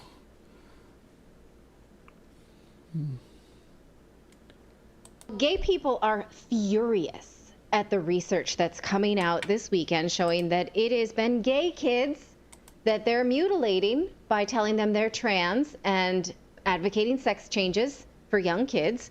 They're realizing now what we've... Go for it. What we're watching here is an attempt by the right wing to take the T out of LGBTQIA+. This is a strategy that has been in place for at least 5 years. It's starting in the UK, and it's coming here. It's a dodge that aims to take a very small subset of an already marginalized community and cut them out entirely. it's part of the program to eliminate trans ideology. That's their term for it. Yeah. From public discussion. It boils down to eliminating. You almost quoted Michael Knowles verbatim what he said. I was trying to quote Michael Knowles. Yeah, to eliminate transgender ideology from public life was what he said, and that's what Chaya Raichik quoted as well. So anyway, keep yeah. going. Well, I just had to get that in right from the get-go. Well, she opens up with the gay people are furious about it. I don't know. Everybody I know who's gay, when I came out as trans, was like through the roof, over the moon about it. So I don't know where she's getting out that saying that they're furious. Well, the obvious question is, are you gay? Yeah. So how do you know how gay? You don't. Even if she was gay, you don't speak for all gay people. Are you trans? Are you gay? You're probably neither. I wouldn't make I'm not gonna make an assumption here, but I don't know where this person gets off speaking for the gay community, because I do know most of the gay community, especially the lesbian community within the gay community, are very supportive of trans people. Let's go. We're 16 seconds in. We've been saying all along is that people with gender dysphoria grow out of it in their childhood and end up to be healthy, functioning gay people. And its trans rights business is just sterilizing and hurting gay kids. It's homophobia. That's what it is. It has been all along. Again, and we talked about this in the chat, or in the side chat here a little bit ago when we were watching Ember, but this is the Kenneth Zucker was who gave that 80% number, and that was what, like 2004 or something like that. 2000, or was it in the 90s? I can't even remember. Kenneth Zucker that gave that 80% number, and then he didn't like actually. I mean, this was basically conversion therapy camps log books is what that's based on. Pretty cringy stuff. CAMH. It's the Canadian Centre for Mental Health, located in Toronto, Canada, and he was dismissed from their gender clinic, which is still in operation, by the way. Although I wouldn't trust it with a 10-foot pole, given that they once employed Ken Zucker. He was dismissed because of his practices of conversion therapy. For not just trans if you people. bothered to dissect what they were saying. And now, you guys, here come the lawsuits that you knew were coming, right? Because how can you take a whole population, do this to them based on no medical research, and not expect them to come around and sue you? That is what's happening. Here is a list from Transition Justice. All right, I wanted to pause on this before, because they're saying there's no research based on no research. What? Based on almost 60 years of research, right? And that's rebuilding from the structure of what was left over from the start of the 20th century. On this list, I don't know if you can read it, if you all can read it or not. I do see some familiar names. I see Chloe Cole. What is Shapeshifter versus Fenway Health? Some peculiar names on here. Jane Doe. Anyway, let's see what they have to say about these people. I guess these are detransitioners. This is all the detransitioners in the world right here, or pretty much all of them. There aren't that many. Not at all. Not even like a fraction of a percent of the trans community, and the trans community, as we know, is a fraction of a percent of the overall population. But just one second, let me show you this list and then ask your question, David. They're a legal advocacy group that matches harmed patients with legal counsel so that they can sue. Now, I was not able to, if we could just leave this list up for a second and you can screenshot it later and help me look. I was not able to find very much about these 2 wrongful death cases at the bottom. Those cases don't seem to be public, even though they seem to be ongoing. So a lot of them we know, right? We know who Chloe Cole is. She's one of the most outspoken detransitioners. But we know who most of these people are because there aren't very many of them, right? We know who they are because there's only a handful that exist in the world. this group says that lawsuits over what's called gender. Go ahead, Steph. I noticed on the list, Katie Anderson, United States of America, ex Fenway Community Healthcare. Fenway Community Healthcare is one of the oldest institutions serving the gay community in Boston, hence Fenway Park. I used to live in the Fenway, and I used to go to the Fenway. I used to volunteer there. It's X for a reason, just like Ken Zucker, X CAMH. It's like there's a reason for that. You're doing it wrong. Like gender affirming care, which is just sex changes for kids, suits over what's called gender affirming care, which is just sex changes for kids.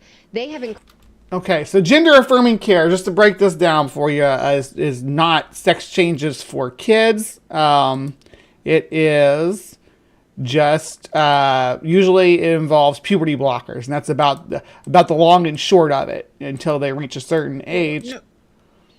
Otherwise, it's things like gender affirming care for children before puberty is letting them explore.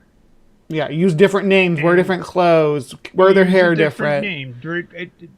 And yes, some desist. I mean, the criteria is for a child is insistent, persistent, consistent identification with their, saying they're who they are. And yes, sometimes a child will, quote unquote, grow out of it. Sometimes for some children, it will be a phase. But it's actually a diagnostic tool. And it's so effective of a diagnostic tool that the rate of children who go through that process, who maintain that insistence, persistence, consistent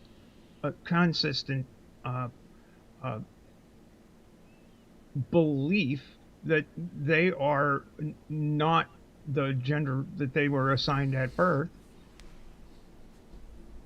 go on to basically transition. I mean, it's a diagnostic tool. It's gender affirming care. It's like, let's figure this out.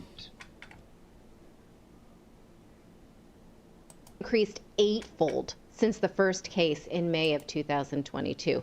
Now, what we're talking about is this: a child says they're transgender. They're given puberty blockers to block their puberty. The CAS report, by the way, lays out very clearly that children were never... Oh, we're going to keep hearing about this CAS report until... We're going to continue to hear all about it. Yes. I'm afraid. Never going to stop. Dr. Hilary Cass has a lot in common with Dr. Kenneth Zucker. Yeah. People in the trans community are used to this. People in the gay community are used to this. And they come back. Doctors will achieve a certain level of cred within certain elements that are, by and large, a huge minority in larger medical bodies like the American Psychiatric Association and 27 other bodies worldwide, like the World Health Organization. These are outliers, but they are useful to the people who wish to make this a political issue, like the Florida Medical Board, like the NHS in England, who commissioned the CAS review. I hope that they listen to some of the critiques of the methodology on that when they're making decisions, and that Amber comes covered out. it very, very well. Reading Aaron Reed's deconstruction of the whole thing. They never said, I want puberty blockers because my puberty is scaring me and I think I might want to change genders. The reason we did this was because of a Dutch study where transgender adults said, might have been nice if I hadn't gone through puberty because then I could pass. So it was adults who gave children this idea. Children never.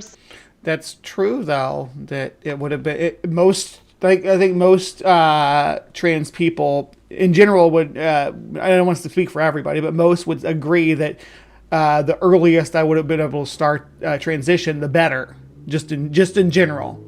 It would have made my life easier the earlier on I would have been able to conform to my identity. Is not an abnormal thing to say or to expect out of a child. I would think most children, if you ask them at what age they decided that they wanted to conform to their gender identity that they stuck with, they would probably give you around the same age, but it doesn't always mean you have the opportunity to, right? So it's always the earliest possible convenience. Well, that right there, if I could just say, that right there is an erasure of our memories of our childhood. I was born in 1953. No, trans people. No, my mother, Steph. I was a girl at the age of 3. Now, was there any body of a wider body of evidence that could have given my parents support for their impossible girl? No, there wasn't. But there became one eventually. Partially, yes, because of the memories of people like myself who remembered our childhood and remembered that, and people became aware, people in the medical profession became aware of the fact that not only do we have those memories, but there are children today that had the same sort of childhood that we did. Said, oh, I want to stop puberty. We planted this idea in our heads, collective consciousness.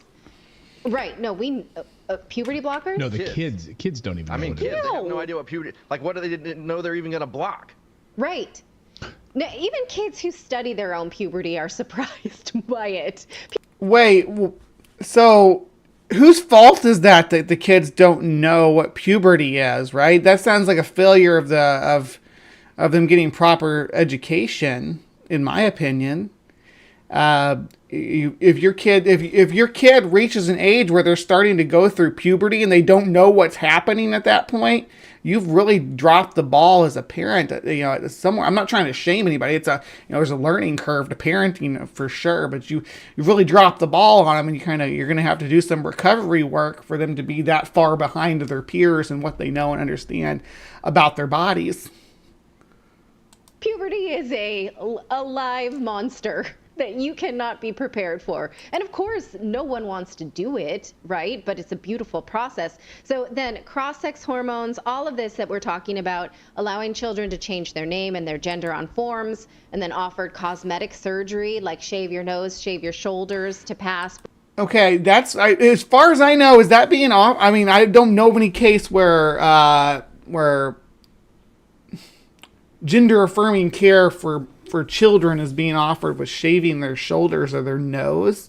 I know teenagers get nose jobs. I think that most clinics are going to require parental consent and probably the child to be over a certain age,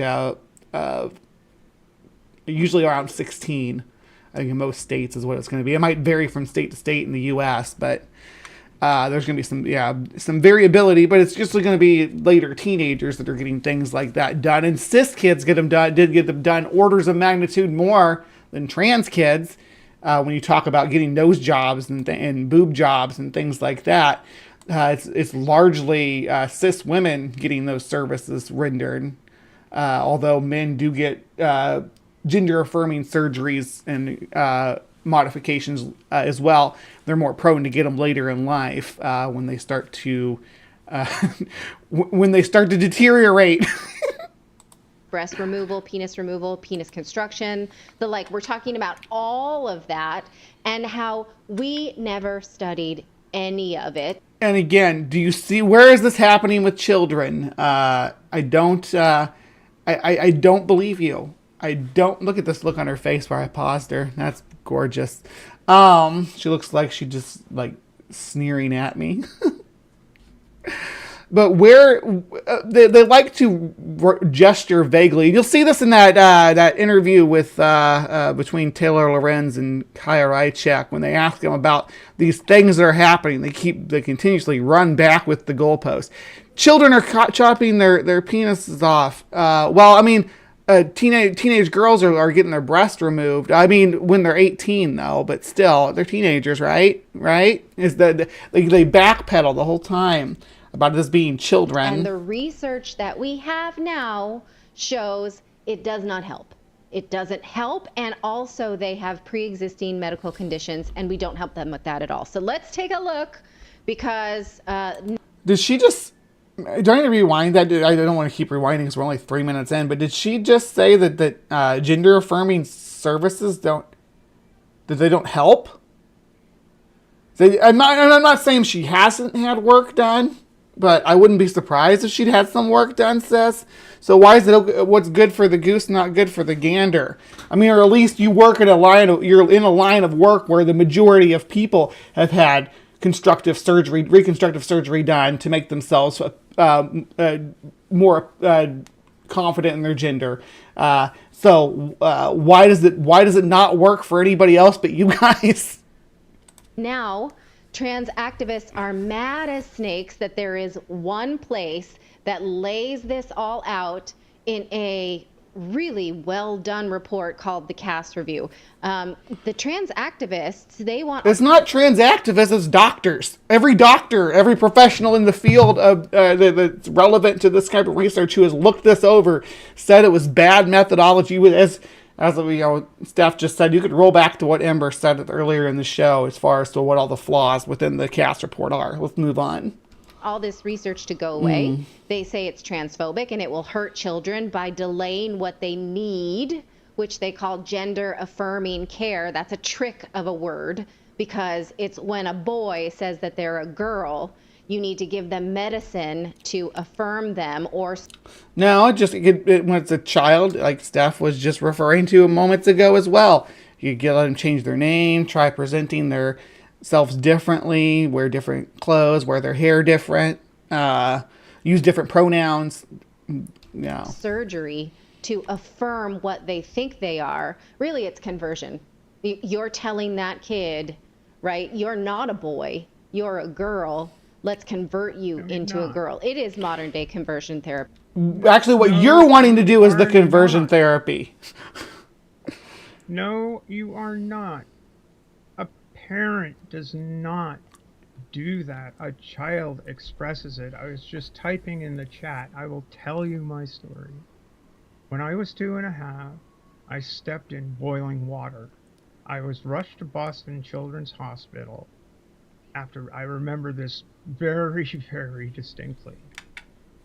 I was lying on my couch in Watertown, Massachusetts, waiting for an ambulance to bring me to Boston Children's Hospital. I remember the gurney. I remember the surgeon picking away at the first-degree burns I received on my foot. That is an experience even someone that young does not forget. If it weren't against the rules, I would show you my left foot. I still have that scar. We can't do foot content on this channel. In order to prevent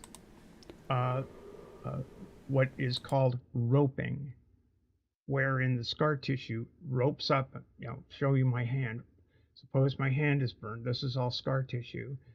In order to prevent the scar tissue from shrinking and pulling your fingers, or in my case, my toes, backward, you do this. And the exercise I had was picking marbles up off the floor. My mom would put a bunch of marbles on the floor, and I would pick them up with my toes to stretch out that scar tissue. And that process began about a half a year, sometime past the age of past 2.5 up to 3, and I was doing that exercise, and my mom said to me, "Good boy," and I said back to her, "No, girl." I didn't know anything about gender affirming care. I didn't know anything about the trans agenda. I had no idea what trans was. But my internal sense of gender, which many, many psychologists say is first developed and expressed between the ages of 3 and 5. In child psychology, it's a thing, was already there, and all I said was I knew the word girl and I knew what girl was. So this woman saying that's impossible is exactly what my mom said. That's impossible.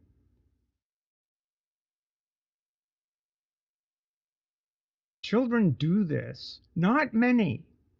Very, very few.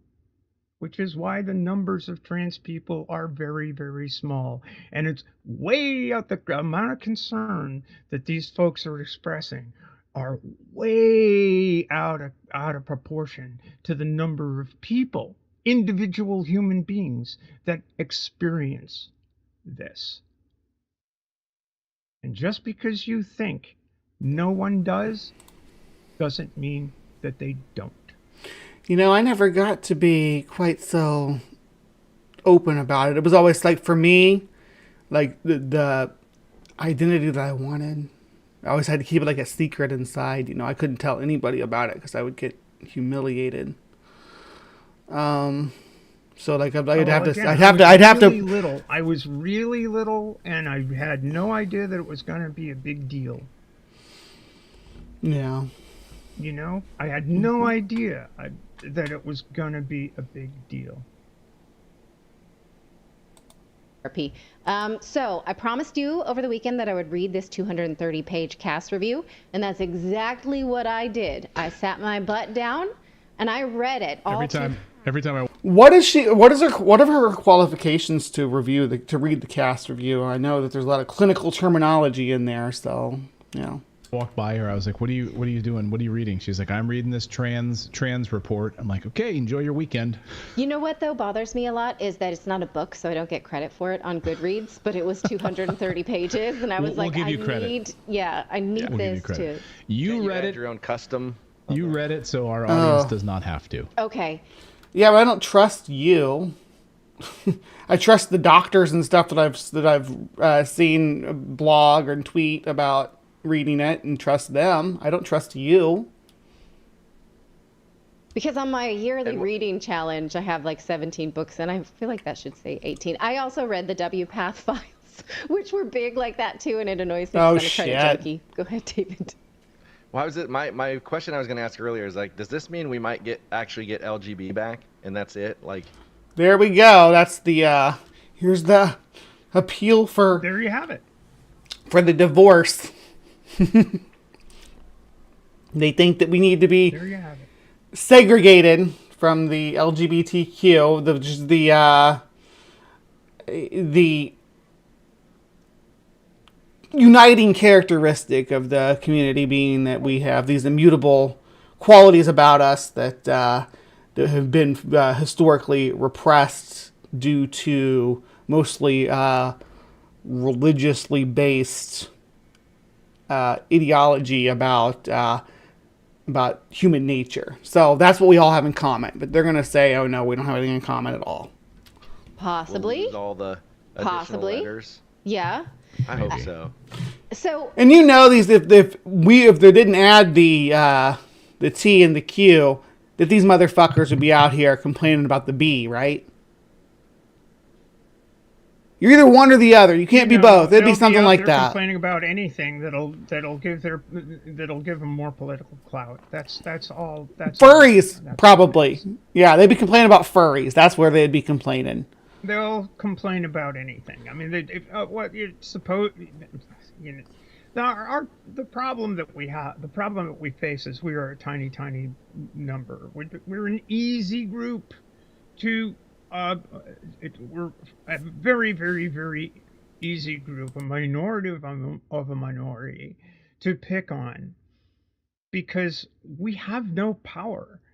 I mean, these people give us big trans somehow or another. There's big trans that's operational here, and I haven't seen it in my lifetime. It's you know. Successful trans people they're visible. But you know, why should we be excluded? Why should we be excluded from positions of excellence, from positions of success? Look at who they pick on. They pick on people who are successful. We'll talk later about a young girl who had a good track meet, and as a result has a United States senator getting up in her grill, a high school freshman. We'll get there. Grabs the attention of a United States senator, saying she should have had a shitty day, or she shouldn't have even been there. They're picking on the easy, low-hanging fruit to score cheap points, to motivate their base. And they pick on transgender people because it is very, very difficult for your average person to grok what it is like to have such a rare and strange experience as being at odds, your internal gender sense, being at odds with what other people tell you you are. That's the hardest thing. I've said before, it's easy being trans. It's not. It's the reaction to the fact that some people do have that discordance. That makes it difficult. Let's go over it a little bit. I have things to share with you that I think that I'm gonna if speed you her want up to a spend a little whole bit, weekend too. reading it, that it would be useful for us to know collectively. It is a very important review of transgender medical care for young people in the UK. One of the most bonkers, crazy bananas takeaway is they don't even have a standard practice for diagnosis of gender dysphoria. So if a kid comes in and even mentions gender in any way, there's not a checklist, there's not a prerequisite for how much time. She has no idea anything about behavioral health care and how it's administrated in, I don't know, at least not in the US. Maybe she does have more insight about the UK. I don't know, but I know there's a standard process for, and there's diagnosis codes that go along with any kind of medical or service, or any service that's provided by a healthcare professional. That has to be medically coded for billing purposes. This is the same kind of crapola that Barry Weiss was doing with the clinic in St. Louis. Mm-hmm. It's, you know, basically taking a quote unquote whistleblower's attestations, and the person involved was an intake person at this gender clinic who had no idea about the modalities of treatment, who basically accused that gender clinic of doing all sorts of things that they were not doing. They weren't even equipped to do stuff. They didn't even have the equipment to provide services. They didn't have the equipment to provide. Yeah, she just ran with it. Time they've felt this way, there's not a prerequisite for how many specialists they've seen. Nothing. So they know nothing. There's no standards of how, and they don't even know how many of them. I'm going to show you this in a second. It will blow your mind. I'm sorry I'm screaming. They don't even know how many. You're screaming because you don't understand what you're talking about, and you're just lying about the way that these services are provided. There are networks of providers that communicate together in order to provide you with the adequate services. But as a parent or as the parent of a child receiving these services, or the care guardian, or as the person receiving them, you are responsible for maintaining that network of communication and making sure you understand the services that are being offered and provided. There's nothing deceptive happening here. They put on medications. They don't even know the percentage. So they don't have a procedure for it, and they don't even know how many they put on the medication. So you come in, you're like a 12, 13-year-old girl. You're like, yeah, been playing with a lot of footballs lately. I feel like I want to play with my brothers. And and they're like, oh, let's cut your boobs off and give you some testosterone. Yeah, we don't. Is that normal? Yes, that's how it happens every time. They just you walk in, you say, hey, I was playing football last night, and they just chop your boobs off right there. That is how it works. There's no assessment, no patient assessment, no consultations with other providers. There's no consultations with the parents or any of that. Nope, it's just straight to the surgery. Procedure? I don't know, but it just sounds like you're kind of a tomboy. Maybe let's just nip that in the bud right now. Yeah.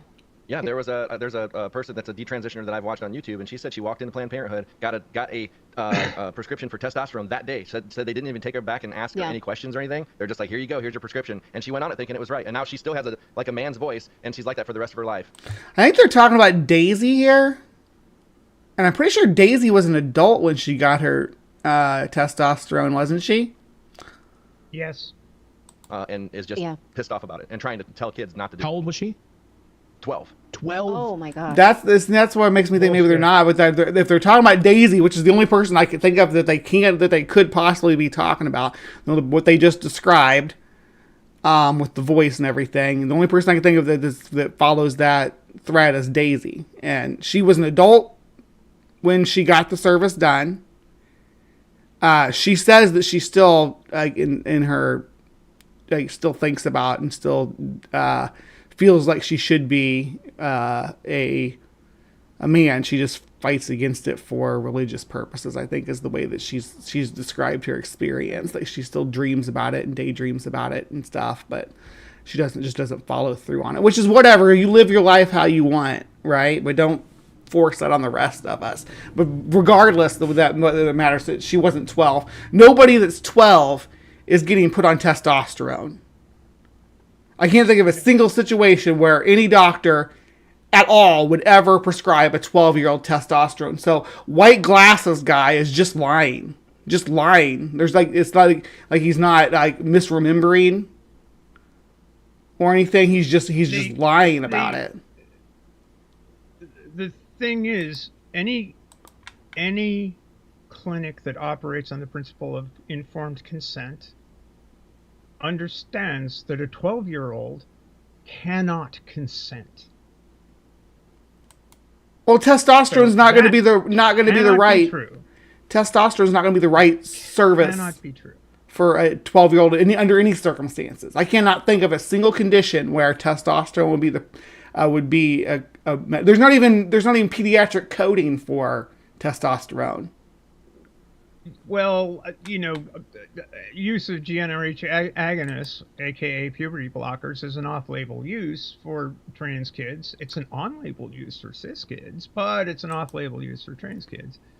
And that would be the only circumstance under which of medication for a child of that age that I'm aware of. Is that that's not an androgen, though? What we're seeing here are facts, not in evidence. That's an inhibitor, not an androgen. Produce that. Puberty blockers they're going to be they're going to be blockers. Essentially, they're going to be an antigen. They're going to be blockers. They're going to be GnRH agonists that a parent and a child and a physician, after a long period of observation, again, insistent, persistent, consistent identification with a sex different from that assigned at birth. That's the protocol. And for these guys to basically say there's no protocol is bullshit. You can read the protocols. You can read the WPATH protocols. And every response, well, you know, the assertion that that there's some kind of conspiracy to trans the kids is entirely made up. Wow. Holy smokes. Now, not only the voice issue, but anyone with a vagina, a real one, will find this extremely uncomfortable. Ooh. A real one. Would you? I mean, she just shot you right in the vagina. I mean, I can speak from physical experience. It's pretty fucking real, lady. Jesus Christ. WPATH files that were published by journalist Michael Schellenberger showed that when you put a girl on testosterone, it thins the lining of the vagina so much that it gets cracked and it starts to bleed. It's not a period. It feels like a perpetual yeast infection. It's itchy, and you have to use lube all the time. You're basically making it so you constantly feel pain in your vagina. It's funny she's talking about. It's funny that anybody has to deal with this condition, but this is stuff that you also deal with as you go through menopause or you go through early menopause too. These are symptoms that can happen to women as they just age, whether they're cis or trans. Unfortunately, you can get these kind of results as a trans woman as well. But if you have a real vagina, apparently, she's not worried about other people that might have this condition too that have vaginas. Only if you're cis, it's a cis vagina. That's terrible. What it does, that's if you put a girl on testosterone. If you put a boy on estrogen, it's a very common side effect to have painful erections. And these doctors know this from only experience because they just... Won't you think of the children's erections? You can talk to that one, okay?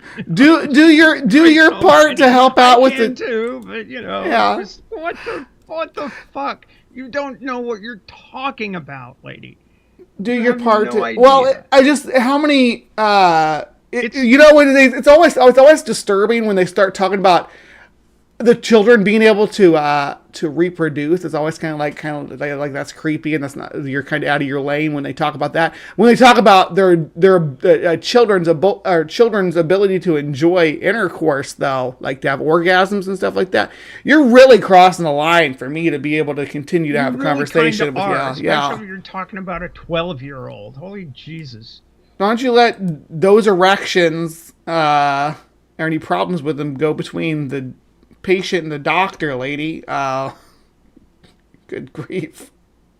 Refuse to do any scientific studying on it. So their patients are coming back and saying, really hurts when I have an erection. And you know what they tell them because they have no research to help them? They say, try not to have an erection. That's what they're telling young boys. Where? I don't know what anybody Citation. This is all made up. This is somebody's fever dream of what it's like to be trans. Lady's talking out the side of her mouth. She doesn't care. She doesn't care. None of these people care about the actual factuals of the experience of either social or medical transition. Because of like a fabricated doctor that she's describing here. It doesn't exist that's doing these things. That no doctor is saying, you know what? Try not to get an erection if you say you have a painful erection. No doctor is saying that. That's not a realistic prognosis, right? That's just to me sounds like conversion therapy, doesn't it? Yeah, trying to tell. What a doctor is saying is, how are you doing? Is everything going okay? Blah, blah, blah. And then you have a conversation. If something is uncomfortable, if something is different, if something is weird. Or painful.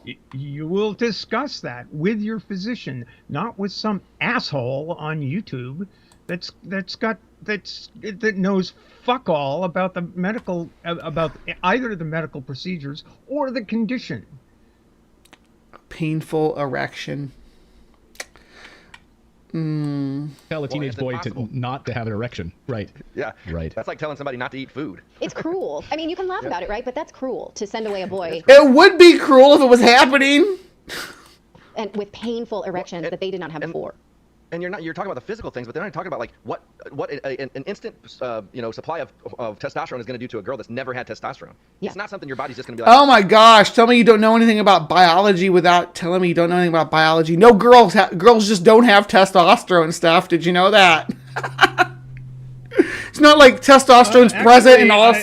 Actually, I'll just say it right here. The only people who have ever been thrown out of Olympic competition for an elevated level of testosterone have been cisgender women from Southern Africa. Yeah. So dumb. This guy with the guy with the white glasses is literally just like I don't know if he's on 4chan reading these right now. I just reading out loud off 4chan, but this is like sophomoric nonsense. Like girls have testosterone, especially when they're going through puberty, and girls that get higher testosterone levels than boys until they're early on they have higher testosterone levels than boys when they go through earlier. I'm not sure. I don't know anything about that, but I do know that there is a significant overlap, or can be, at least in there are several studies of athletes that there is an overlap that's there in terms of range of levels of T, because they do test for that at high level, or used to before various sports federations started banning trans women altogether. Yeah, this white glasses guy is a bigger fail than black glasses lady.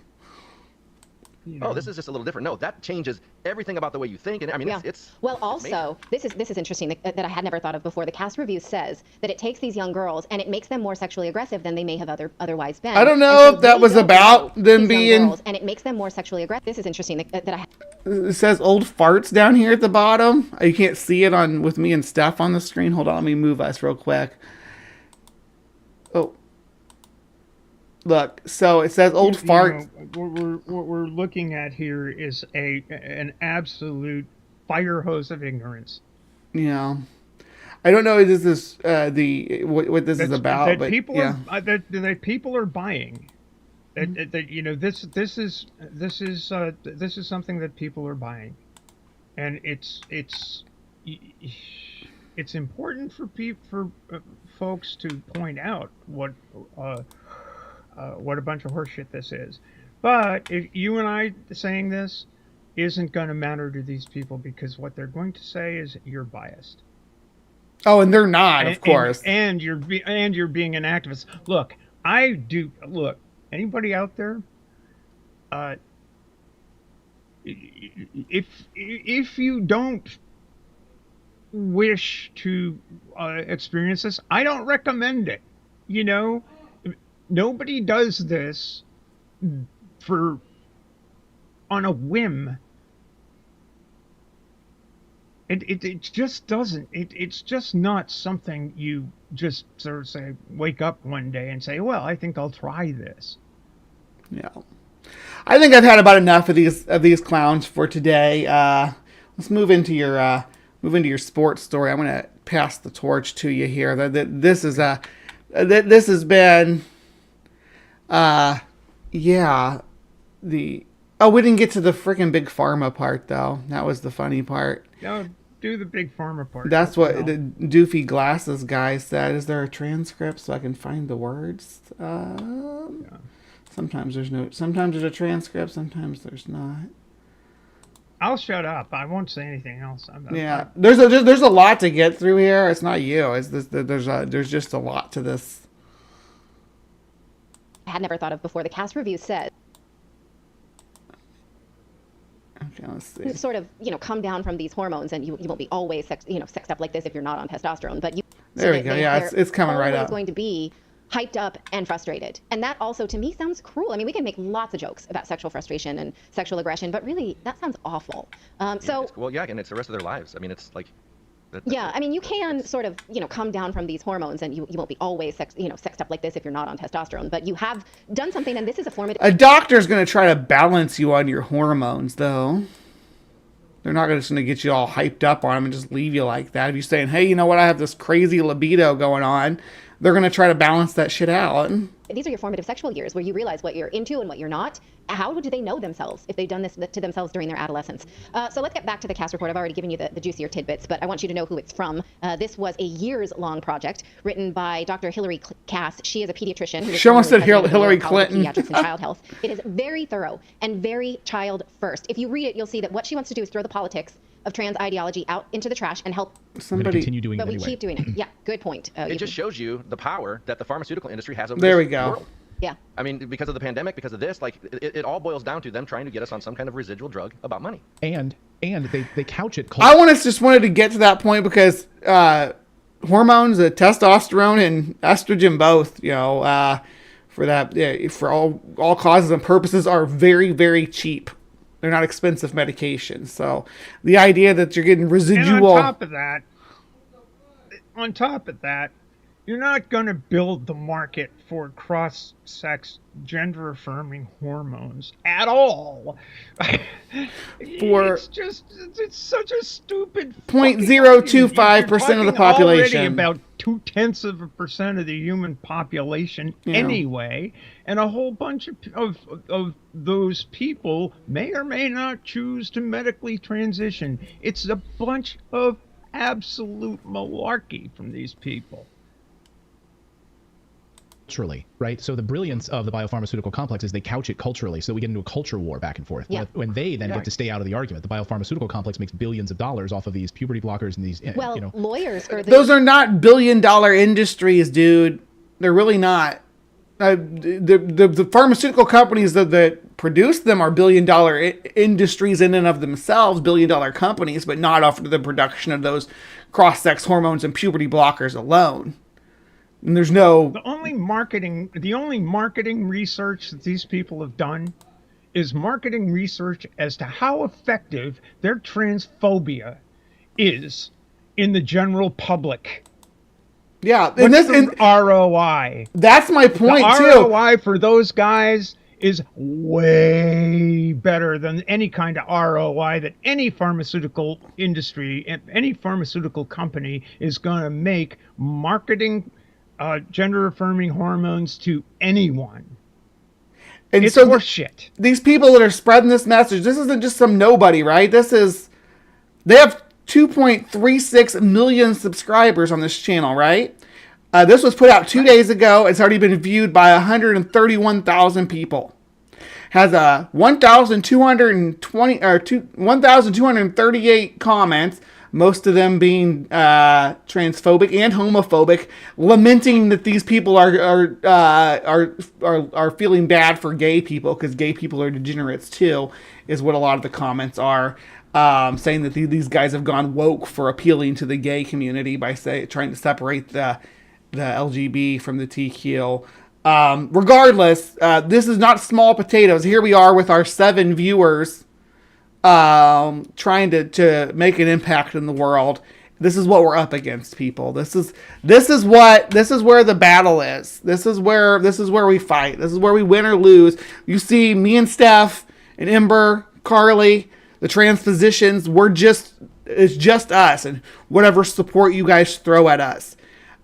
We are not we're again just getting started. We're just a few weeks in to get into production here, so I'm not expecting a lot of traction here, but we're up against a juggernaut, and all I want to do is keep everybody in the know about what's going on, what these people are saying about us, why it's bullshit, and what we can do and what you can do to try to help and try to make things a little better. Maybe I don't know if we can make things better or not. I hope we can, but I don't know. But we sure as hell shouldn't be making things worse, like what this message here is saying.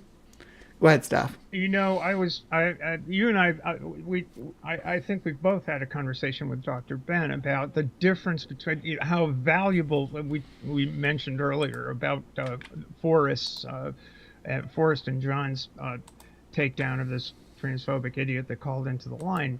What we're trying to do here is present some of these stories like this stuff is breaking, this stuff is happening. And we were trying to make you aware of what is going down. That's affecting us personally, day to day, this is a if you were a person who was who was at the end of this particular fire hose on a daily basis, you'd find it difficult to actually function in life when you wake up in the morning and yet another thing basically saying you're not real. Bomb threats just today. We already covered. There's bomb threats every day. There's scary shit all the time. Go ahead. I'm sorry, cutting you off. You know, and it's not just idiots like this. It's idiots. We'll talk. It's not just idiots like this. It's happening at the governmental level. It's happening in legislation. It's happening in. It's happening in so many areas of society, and what we just watched is the feed to just make people get uncomfortable about trans people's very existence. It is the Michael Knowles agenda to eradicate transgenderism, which doesn't exist, from society. There isn't transgenderism, there are transgender people. There was a tweet that Katie Montgomery retweeted and made a comment on, where some transphobe basically, it was about sexual assault, that the number of trans women who would even be possibly sexually assaulted is a statistical impossibility. That was the tweet. A statistical impossibility, because 1% of the population, of the world population, is trans. 1% of the world population is a lot of people. A lot of actual, real, living, breathing, flesh and blood human beings. And you can bet your ass that some trans women and some trans men are sexually assaulted. There are stories about that all the time. But you want to turn us into a statistical impossibility. Where are you at?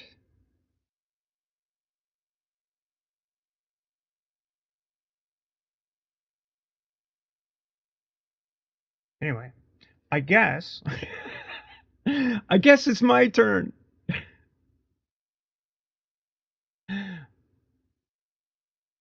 All right, well, forgive the little rant there.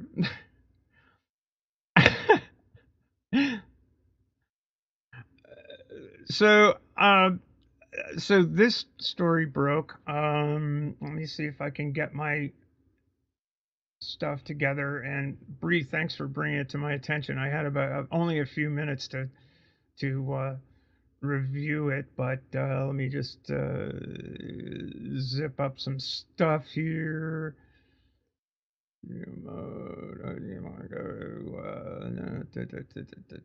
Where am I? Oh yeah, website. Okay. I want to go to this. Okay. This is a story that broke a couple of days ago. Make that happen. Yeah. I don't have enough screens. I need more screens. Yeah, I should put up an Amazon wish list. I need another screen. Oregon transgender runner sparks outrage with dominant girls' high school track performance. This was this is ABC News. I assume this is out in Oregon for the 15th of April, so a couple of days ago. Sherwood, Oregon. A transgender track and field competitor in Oregon sparked outrage online after posting a dominant time in a high school competition. Aidan Gallagher marked a blazing 25.49 second time in the women's varsity. Remember, this is a high schooler, right? Women's varsity 200 meters at the Sherwood Need for Speed Classic Saturday. The next closest runner in the heat crossed the finish line around the 30-second mark.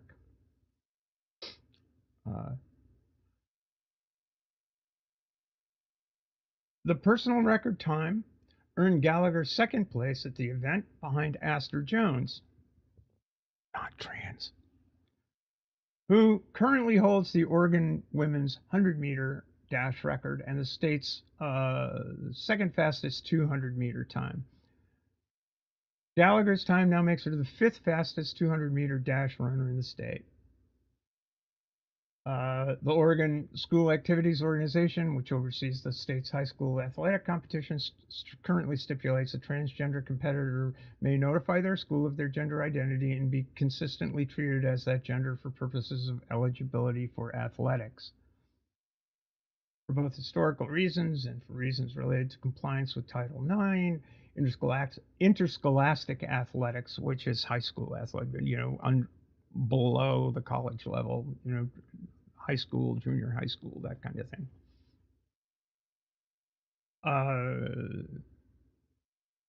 Have been typically divided by gender with a few exceptions. The Oregon School Activities Organization writes in its gender identity participation policy. Now, okay, reacting to Gallagher's win via Shitter, X, the X is pronounced in the Pyongyang style, shh, so Shitter, was Senator Ted Cruz, Raphael of Texas.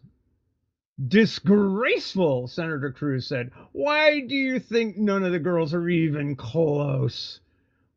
Let's call this what it is. Encouraged and celebrated cheating at the hands of the adults in the room. Women's sports activist Riley Gaines.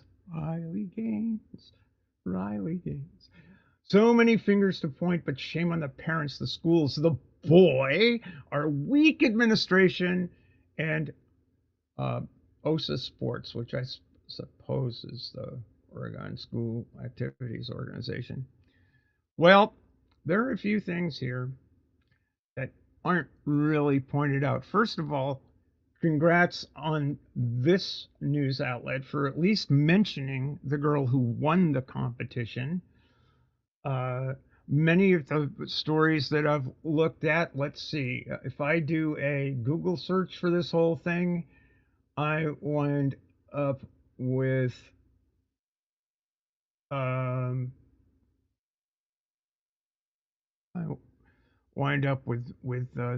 this business, New York Post, trans runner sparks out outrage, Daily Mail, of course. The Daily Mail's got to get in on the action because they're the leading transphobic newspaper in the United Kingdom. Fox News, well, yeah, I suppose, and a whole bunch of people on Twitter. I'm sure Elon Musk will weigh in at some point in time, but that's the press. Let's look at the fucking scoreboard, shall we? All right, so this is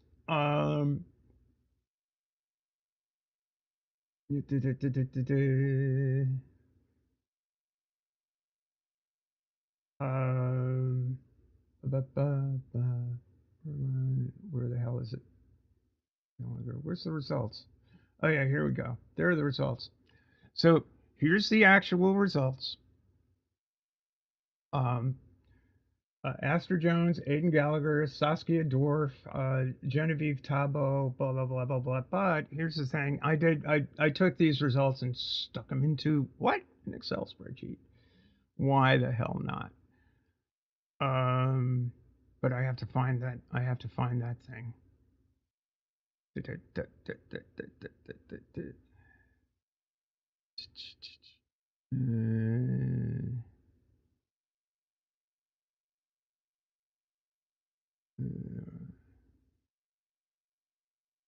Okay, here's those results distilled into a spreadsheet. And let's look at the differential.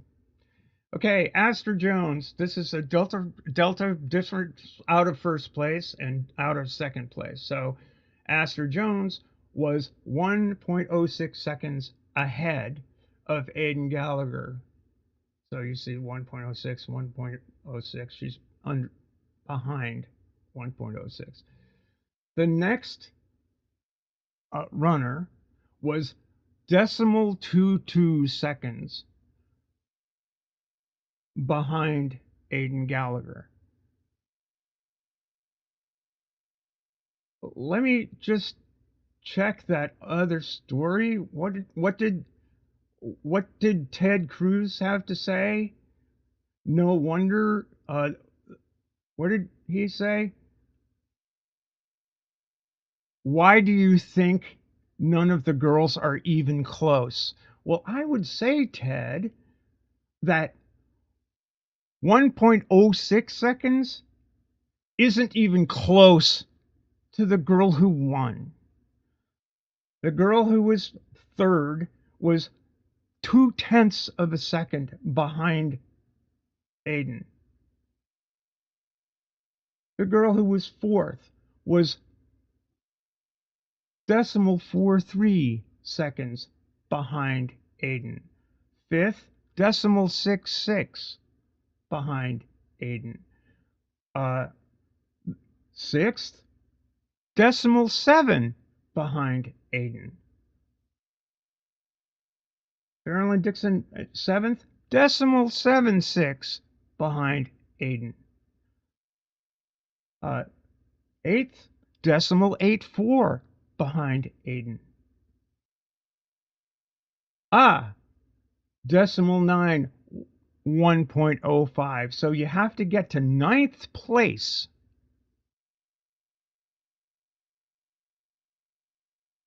You have to get to ninth place. I'm sorry, I didn't get it there. You have to get to ninth place. There's ninth place. I wasn't watching where my scroll was. I was looking at the spreadsheet and hoping you guys could see it, but apparently not. So I'll scroll up from here. You have to get to ninth place before you get a 1 second difference. Right? 8.4, 7.6, 7, 6.6, 4.3, 2.2. And there's second. 1.06. So even the ninth place person you have to get to ninth place before you find someone who was even close to how much Aidan lost the race to Astor for.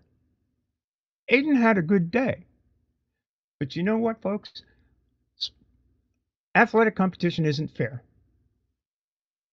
Somebody will have an advantage, whether it's a training advantage or a height advantage or a lung capacity advantage, and they're not necessarily related to gender or sex.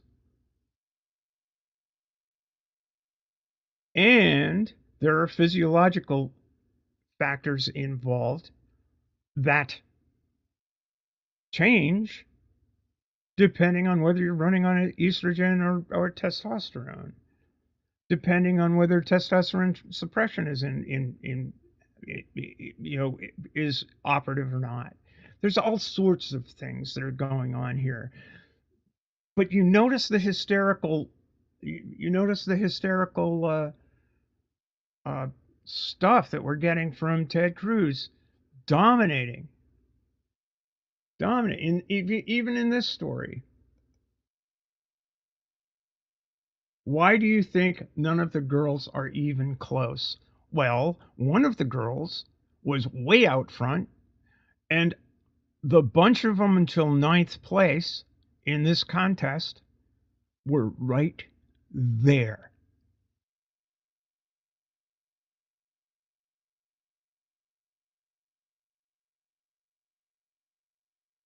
But it has to be, in order for the narrative to work, it has to be Aidan Gallagher dominates.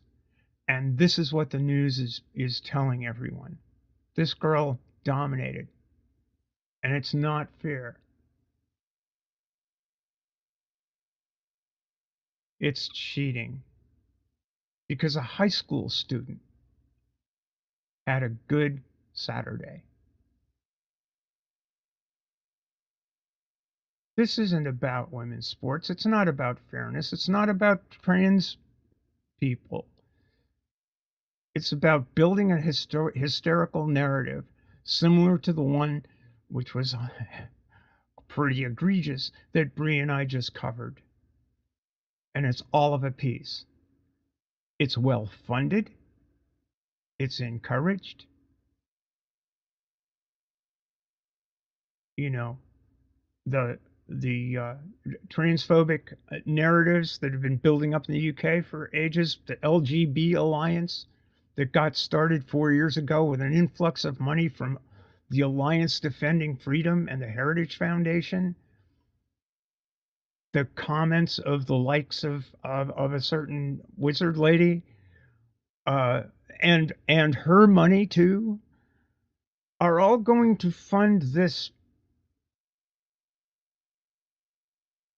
campaign to make trans people disappear. And once we do, somebody else will. Somebody else will be at the tip of that spear. Somebody else will wind up picking up the slack, because what's going on here is a campaign of fear, encouraging fear, uncertainty, and doubt. And it's the same flavor of fear, uncertainty, and doubt that is the stock and trade of candidates like Donald J. Trump, like Ted Cruz.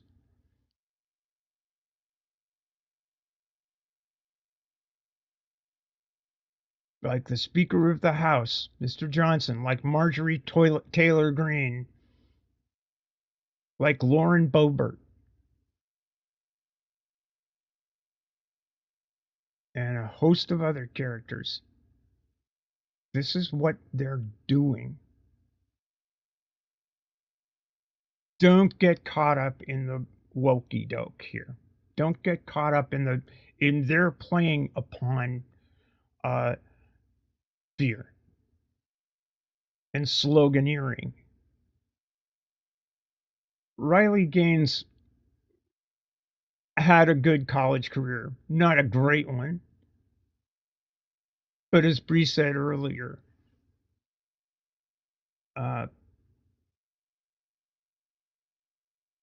who remembers the names of the people that Riley beat? Who remembers the names? Who remembers the names of the first, second, and third, and fourth people? She tied with Leah Thomas. But who remembers the name of the first, second, third, and fourth people in that race? Very few people. The fact is that if you let trans people participate, sometimes they'll win, or sometimes they'll do well. And if your focus is on making sure that trans people can't win, can't do well, can't participate anywhere in society at large, Christ's sake, can't even go to the bathroom. And what the hell are you doing? For Transpositions Sports, I'm Stephanie Helms.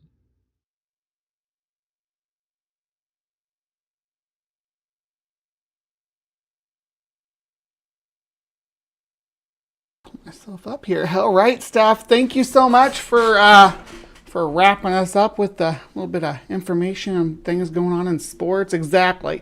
No one can tell you the names of the people that that beat Riley and Leah. There were 3 other swimmers in that race that dominated both Leah Thompson and Riley Gaines, and nobody knows their names. And it's kind of sad that if you're gonna make this your flagship case, that you can't even. And I'm not a sports fan, so I don't even know their names. I'm not gonna claim that I ever did. But for people that claim that they're out here advocating for women's sports, are you really? Anyway, that concludes this episode of the Transpositions Weekly. Hopefully we'll get Carly back with us soon. She's just been a busy gal here lately. It was great to have Ember be able to do some live reporting for us for a minute, and always lovely to break some of this chud logic down with you here, Steph. So, you have any closing statements? Not really. All right. Come visit me over on my channel. I had my little tribute to Forrest and John is pretty broadly viewed. I'm going to try to put out a little bit more content. I'm pretty busy here, and it's been a delight working with Carly and Ember and Bree, of course. I'd appreciate any support you can lend my little nook or cranny, and certainly check out Hive Science, and Bree's stuff that goes on Saturdays and spread throughout the week on her channel. And check out the Lines programming, and check out all of the places where you can get good information, not a bunch of fear, uncertainty, and doubt. And I hope you'll tell your friends about the Transpositions. Thank you. You have a good night, everybody. Bye-bye.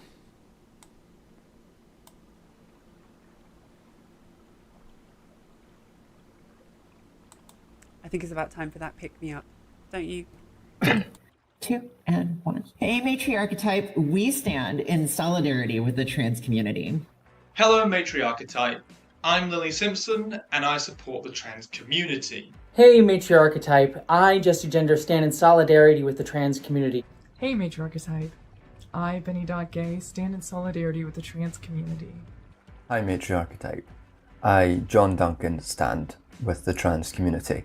Hi, Matriarchetype. My name is Surus, and I, hopefully through my content and everything I've done over the years, can show that I stand firmly with the trans community. Hey, Matriarchetype. AJ, aka Squid Tips here, letting you know that I stand in solidarity with the trans community, and I'm going to keep fighting to make things better. Hey, Matriarchetype. I, Cody, the host of the HRT podcast, stand in solidarity with the trans community. Hey, Matriarchetype. I, Swolesome, stand in solidarity with the trans community, with people all over the world who are fighting for our collective liberation. It is one struggle. Being trans is a gift, not a curse. Let me do a couple more takes. Greetings! I'm gonna go off your script. What is separation of church and state? Lilith stands in solidarity as well. Yeah, of course I've been recording this whole time. You think I was just gonna like perfect it and then do a shot? That's not how I roll. That's not how I roll. Seriously, did I hallucinate learning that in elementary school? I feel like all these fucking legislators are jamming their religion down my throat. I can't stop myself from doing this voice. For anybody who's worried about recent bills or anything else that have been going on lately, things will get better. It will get better. It will get better. It will get better. It will get better. It will get better. It will get better. It will get better. It will get better. Fighting together, we can make it better. We can fucking make these bastards pay. I don't know if that's the vibe you want, but fuck them.